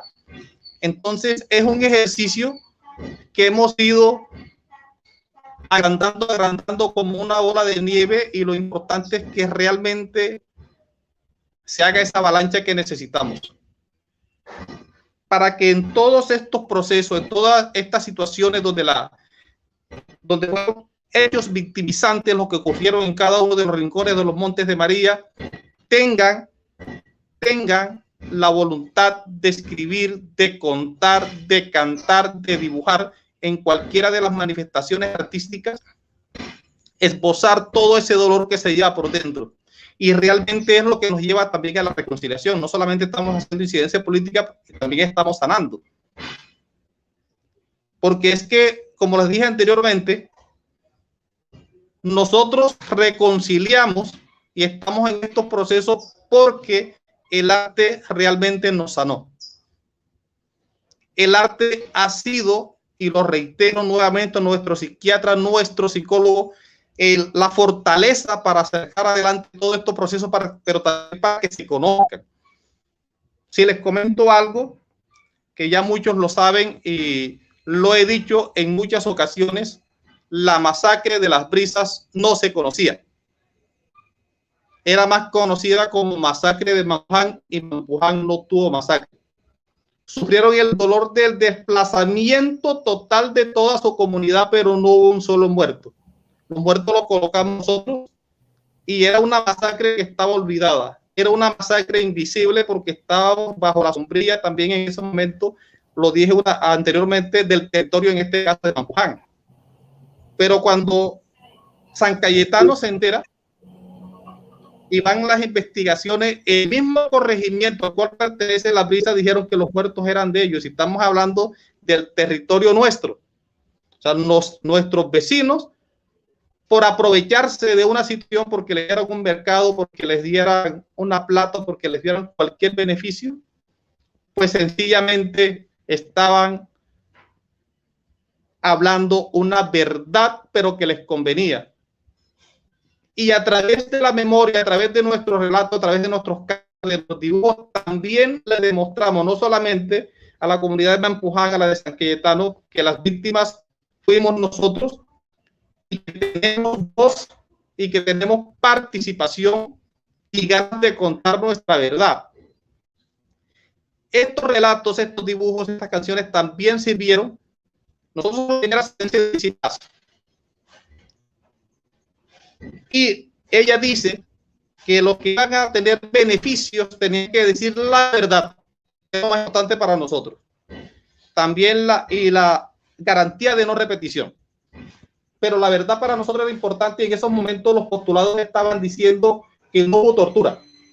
Y nosotros quisimos demostrarle con la verdad de nuestra perspectiva y a través del arte que estaban diciendo mentiras. Y el arte en esos momentos también nos sirvió para resistir, pero también para contar que no se estaba diciendo una verdad que satisfaciera lo que realmente había sucedido en el territorio. Entonces, estas narrativas, estas acciones que se están tomando desde las organizaciones, desde las comunidades, le ha abierto las puertas incluso a muchos jóvenes de los que participaron en las protestas, en los a nivel nacional, tienen conocimiento porque desde los territorios se ha ido alimentando incluso de la Casa de Paz. Hemos participado, como les dije anteriormente, en muchas universidades y están conociendo realmente lo que sucedió en el territorio. Porque como les decíamos en una de las charlas, en uno de los paneles que tuvimos con ellos, para nosotros un cese lateral de fuego era salir con la satisfacción que ibas a regresar ese día. Mientras ellos en una ciudad estaban viéndose una película, una novela, y podían cruzar el canal donde ellos quisieran, porque no estaban viviendo el conflicto, no lo entendían. Pero también le estamos diciendo que basta ya con la sangre que botaron nuestros familiares. Basta ya con las experiencias que tenemos nosotros para que Colombia no sea un país inocente, para que no se vuelvan a repetir acciones. Porque en nuestro territorio tenemos presencia, pero que ahorita mismo somos una comunidad que tenemos sentido de pertenencia, tenemos conocimiento y tenemos las herramientas suficientes porque todo eso nos ha dado la memoria, el reconocimiento nacional e internacional, y con eso podemos contarle al mundo que es realmente lo que está pasando en los territorios, que no es como dice el gobierno, como dice el Estado, que todo está tranquilo.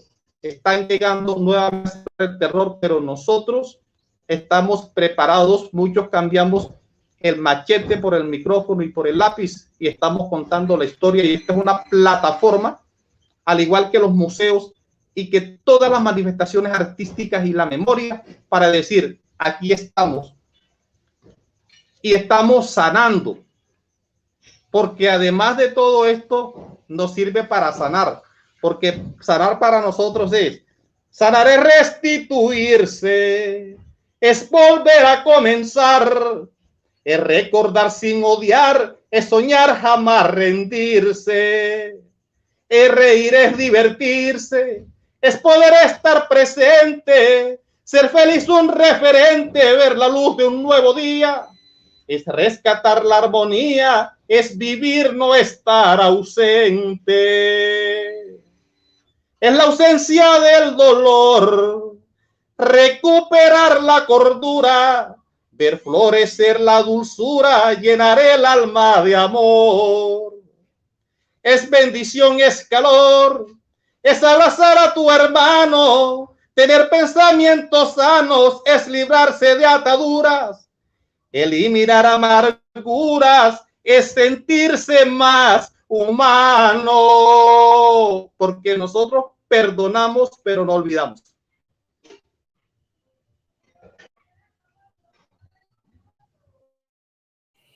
Excelente, Rafa. Muchas gracias por tu voz profunda y por esa reflexión tan bella que haces aquí de cierre. Sora, no escuchamos a Juan Carlos ahora. De pronto, qué rico poder escucharlo en este cierre.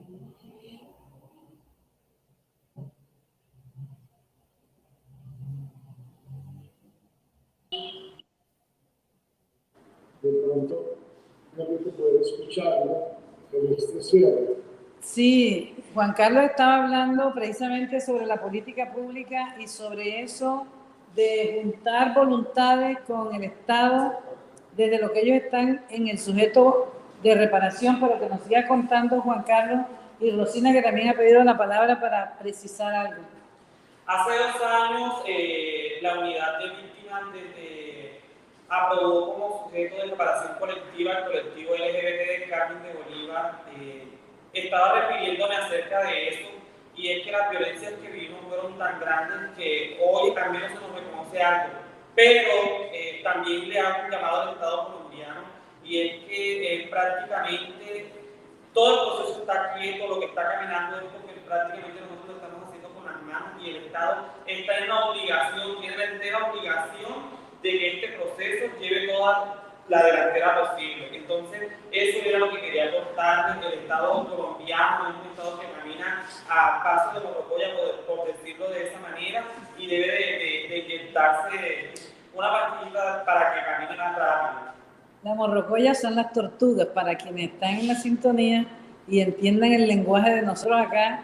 La morrocoya es muy lenta, pero la morrocoya es un símbolo importante para nosotros también, porque ella es la que tiene cuidado de autoprotección. Se protege metiendo las paticas y la cabeza cuando la situación está difícil, y era lo que nos enseñó nuestro gran sociólogo y maestro de cabecera, Fal Borda, que desova y cuida a su cría en aguas que estén tranquilas, cuando están los depredadores por ahí cerca. Entonces aquí las líderes y las lideresas y los liderazgos y las organizaciones también acudimos a esa metáfora de la morrocoya, como acaba de decir Tito, para autoprotegernos, pero también lo que estamos diciendo es que cuando el Estado tenga que hacer la acción transformadora de la reparación, no sea tan lento como la morrocoya. Por eso Rosina también quiere aportar de que en la medida que hagamos agendas conjuntas, pero que también nos unamos a seguir haciendo vigilancia sobre esos sujetos colectivos de reparación, como el de Las Brisas, como el de acá, de la comunidad LGTBI, como los muchos que hay en Monte de María, y que van a tener que seguirse juntando para poder narrar la memoria y que sea un sustento también estos documentos, estos informes, para hacer seguimiento a estas medidas. Entonces, Rosy, lo que tú tenías que aportar desde tu mirada. Desde mi mirada, pero yo sí quiero decir, igual que es que por lo menos sabemos que hay muchas masacres aún invisibilizadas, el tema de Zambrano también, con la masacre de Capaca y otra masacre de unos conductores. Pero más allá de todo esto, quiero expresar que las memorias, como lo estamos haciendo a través de la palabra, del círculo de la palabra, de los tejidos y de todas estas, de las escrituras, de las fotografías, queremos vernos no como víctimas allá metidas, digamos, dentro de nuestras casas, sino como sujetos de derecho, con la frente en alto y diciéndole al Estado, aquí estamos haciendo definibilidad de nuestros derechos. Y como hemos venido diciendo, Angelina, Rafa, todos acá, aparte de poner esa memoria en piezas comunicativas, en fotografía, en audios, en décimas, en canto, así como también estamos narrando la memoria de la resistencia, de la resiliencia, pero también estamos haciendo la exigibilidad de nuestros derechos. En ese sentido, a través de un canto, a través de una palabra, pero también a través de la acción física, que es hacer caminata, que es plantarse, que es hacer un derecho de petición, que es hacer los informes junto con los que nos asesoran también en la parte de la academia, porque yo quiero también resaltar que ustedes han hecho este llamado a dialogar con nosotros, a conversar con nosotros, para que abramos ese espectro más allá del dolor, pero también que sigamos exigiendo los derechos, la justicia, el esclarecimiento de la verdad. Mira, en el sujeto de reparación colectiva de Azocares, que es la Asociación de Campesinos Desplazados, Retornados y Vueltos a Desplazar, donde cada uno de su junta directiva fue sistemáticamente asesinado, los directivos de esa asociación, que aquí está, otra vez de nuevo, aquí está Víctor Agua, por ejemplo, Felipe Agua, que murió con la tristeza y la nostalgia de no ver la reparación. Y muchos como Chucho Pérez, que tampoco la vio, y como Alida Torres, y muchas de esas lideresas que dieron la vida por este tiempo, pero yo creo que recoger esas banderas por los nuevos liderazgos y los jóvenes que aquí están, muchos de los cantores y narradoras de la memoria, toda esta reflexión nos va a servir a nosotros, como decía Angelina, para que la gente lo pueda volver a tomar. Recuerdo, por ejemplo, que cuando se hizo la memoria de Azocares y las líneas de tiempo, nosotros aportamos desde el saber de la comunicación, de la antropología y la memoria. Pero hubo un hecho importante, y era que nos habíamos preguntado las afectaciones psicológicas que había tenido esa comunidad en común. Entonces se tuvo que hacer un peritaje psicosocial. Y nosotros, que somos una organización de base de comunicación para el cambio social, que le tuvimos que hacer un quite a la guerra para empezar a narrar la memoria desde nuestras voces, y no que vinieran los medios hegemónicos de la capital o de otro lado solo a contar los muertos y a narrar la mancha roja de Monte de María. Tuvimos que asumir como comunicadores del territorio y desde el canal de televisión empezar a narrar estas memorias. Pero no, tuvimos que abrir entonces otra beta, y era la beta del apoyo psicosocial. Y entonces fue cuando empezamos a trabajar con un equipo humano y técnico y profesional, y hicimos entonces una área de apoyo psicosocial del colectivo. Entonces fíjate cómo uno también se va moldeando al espectro de lo que está pasando en el territorio o de la situación del contexto, y de acuerdo a la necesidad que las comunidades vayan teniendo. Entonces, si podemos hacer esas lecturas del territorio y tener la mano desde los académicos o desde los profesionales de cada campus, pues eso es una juntanza también en ese sentido que hacemos. Yo creo que este seminario ha hecho eco a eso. Entonces estamos viendo cómo ustedes, los académicos, cómo ustedes, los investigadores, empiezan también a poner su energía, su saber, para estar dialogando con los saberes ancestrales. Y en este cruce es donde nosotros nos planteamos en dos situaciones también. Primero, somos sobrevivientes, y al ser sobrevivientes somos sujetos políticos de derecho. Pero también sabemos que cuando nos plantamos en la defensa de los derechos humanos es un principio que no se puede romper. Y por el otro lado, cuando nos plantamos en que reconoces al otro como un sujeto político de derecho, y lo estás reconociendo también como un sujeto político de conocimiento. Si eso es así, se equilibran las cargas y empezamos entre todos a cantar, a bailar, y cada quien va poniendo de su energía. Yo creo que estos círculos de la palabra han permitido eso hoy. Yo estoy muy contenta realmente de haber abierto esta primera círculo de la palabra, esta primera mesa, porque la memoria desde los territorios, con los territorios, tiene que seguir dialogando con otros territorios, pero también, como decía la seño Mariela, no solo los territorios físicos, geográficos, también en el campus del espíritu, de la espiritualidad, ¿sí? Pero también en el campus, por ejemplo, del territorio del cuerpo. Lo decía Rafa, que los cuerpos de los campesinos no vuelvan a ser el lienzo para la tortura. Lo dice la comunidad LGTBI, lo dicen las mujeres, que son 1.853 mujeres que se atrevieron a documentar y a poner en público su caso en los Montes de María. Ahí en el Palo de Caucho, que es un lugar de memoria y del horror también, como fue el Palo de Tamarindo en Las Brisas. Son lugares que tienen que resignificarse. Pero como decía una de las mujeres que fueron afectadas, yo cuando paso por ahí quisiera cortar el palo ese.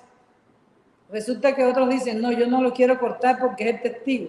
Entonces, en esas reflexiones, en esos diálogos, en esas idas y vueltas, es donde en Mochuelo, en museo, solo se ha permitido ser una oreja grande, una oreja muy grande, con unos oídos bien despiertos para escuchar el territorio. Eso es lo que nosotros queremos concluir desde acá. No sé si tienen preguntas, si nosotros respondimos bien después de la interrupción de la parte técnica, que no agota toda esta maravilla de nosotros estar aquí juntos y juntas, porque tenemos la oportunidad de abrazarnos y no detrás de la pantalla solamente. Y ver a Angelina aquí de nuevo, que baja de la montaña, porque es muy difícil que Angelina baje por todo lo que implica las carreteras que no son viables, tiene que pasar burro, agua, como ella dijo, lo mismo Rosy y lo mismo Tito, que han sacado su tiempo para estar acá, y ustedes si vieran detrás de cámara, que están como unas hormiguitas, los chicos del colectivo, los mochuelos cantores y constructores, pensando de que este círculo de la palabra esté atravesado por la memoria, por la gratitud, por el amor. Y desde acá les decimos eso, por el amor. Y yo no sé si lo van a permitir, pero como toditos han cantado, yo tengo que cantar también, porque la mochuela cantora, se me ocurre que aquí no está Beatriz, que es la que canta las décimas, pero ya Rafa nos ha nutrido con unas décimas maravillosas. Yo creo que ustedes me pueden hacer coro porque se la saben, pero vamos a intentarlo. Yo no soy cantora como Rafa, pero bueno, aquí vamos a ver qué hacemos para dejarles este canto y ustedes continúen también allá en el cierre de este primer círculo. Traigo en el alma la paz que necesita mi pueblo. Vengo armado de folclor y mi fusil es un canto. Traigo un mensaje sagrado que me dio la Virgen del Carmen llorando. Que recordemos, amado, que con su guitarra se murió cantando. Que no se hagan más disparos que manchen con sangre la flor del tabaco. Que se alegren los muchachos y saquen las madres los pañuelos blancos. Y que se den un abrazo el manso y el guapo como dos hermanos. Que existe el calor humano para que el camposanto sea menos usado. Y es que mi pueblo no debe llorar, un pueblo bueno debe ser feliz. Se siente cerca, tan cerca la paz, que al mismo Cristo lo vieron aquí. Y ahora sí, 1, 2, y pues viva la vida. ¡Viva la vida! Los queremos mucho. Gracias. Excelente, no, muchas gracias de verdad a todos y a todas por este espacio de palabra, de experiencia, de todo esto que de verdad nos deja muy motivados, muy inspirados, con una gran esperanza, porque hay mucha gente detrás de esos procesos de construcción de paz en el país y pensándola y metiéndole, poniéndose la camiseta. Entonces, qué rico escucharlos a todos, de verdad, muchísimas gracias y damos así, digamos, por terminado nuestra primera mesa de Territorios de la Memoria en el marco del Seminario Internacional de Memorias y Relatos Consentidos. Invitamos a toda la audiencia que participen en nuestra segunda mesa de Pedagogías de la Memoria esta tarde a las 2 de la tarde en el enlace que les compartimos en el chat. Muchísimas gracias por la escucha y por la paciencia.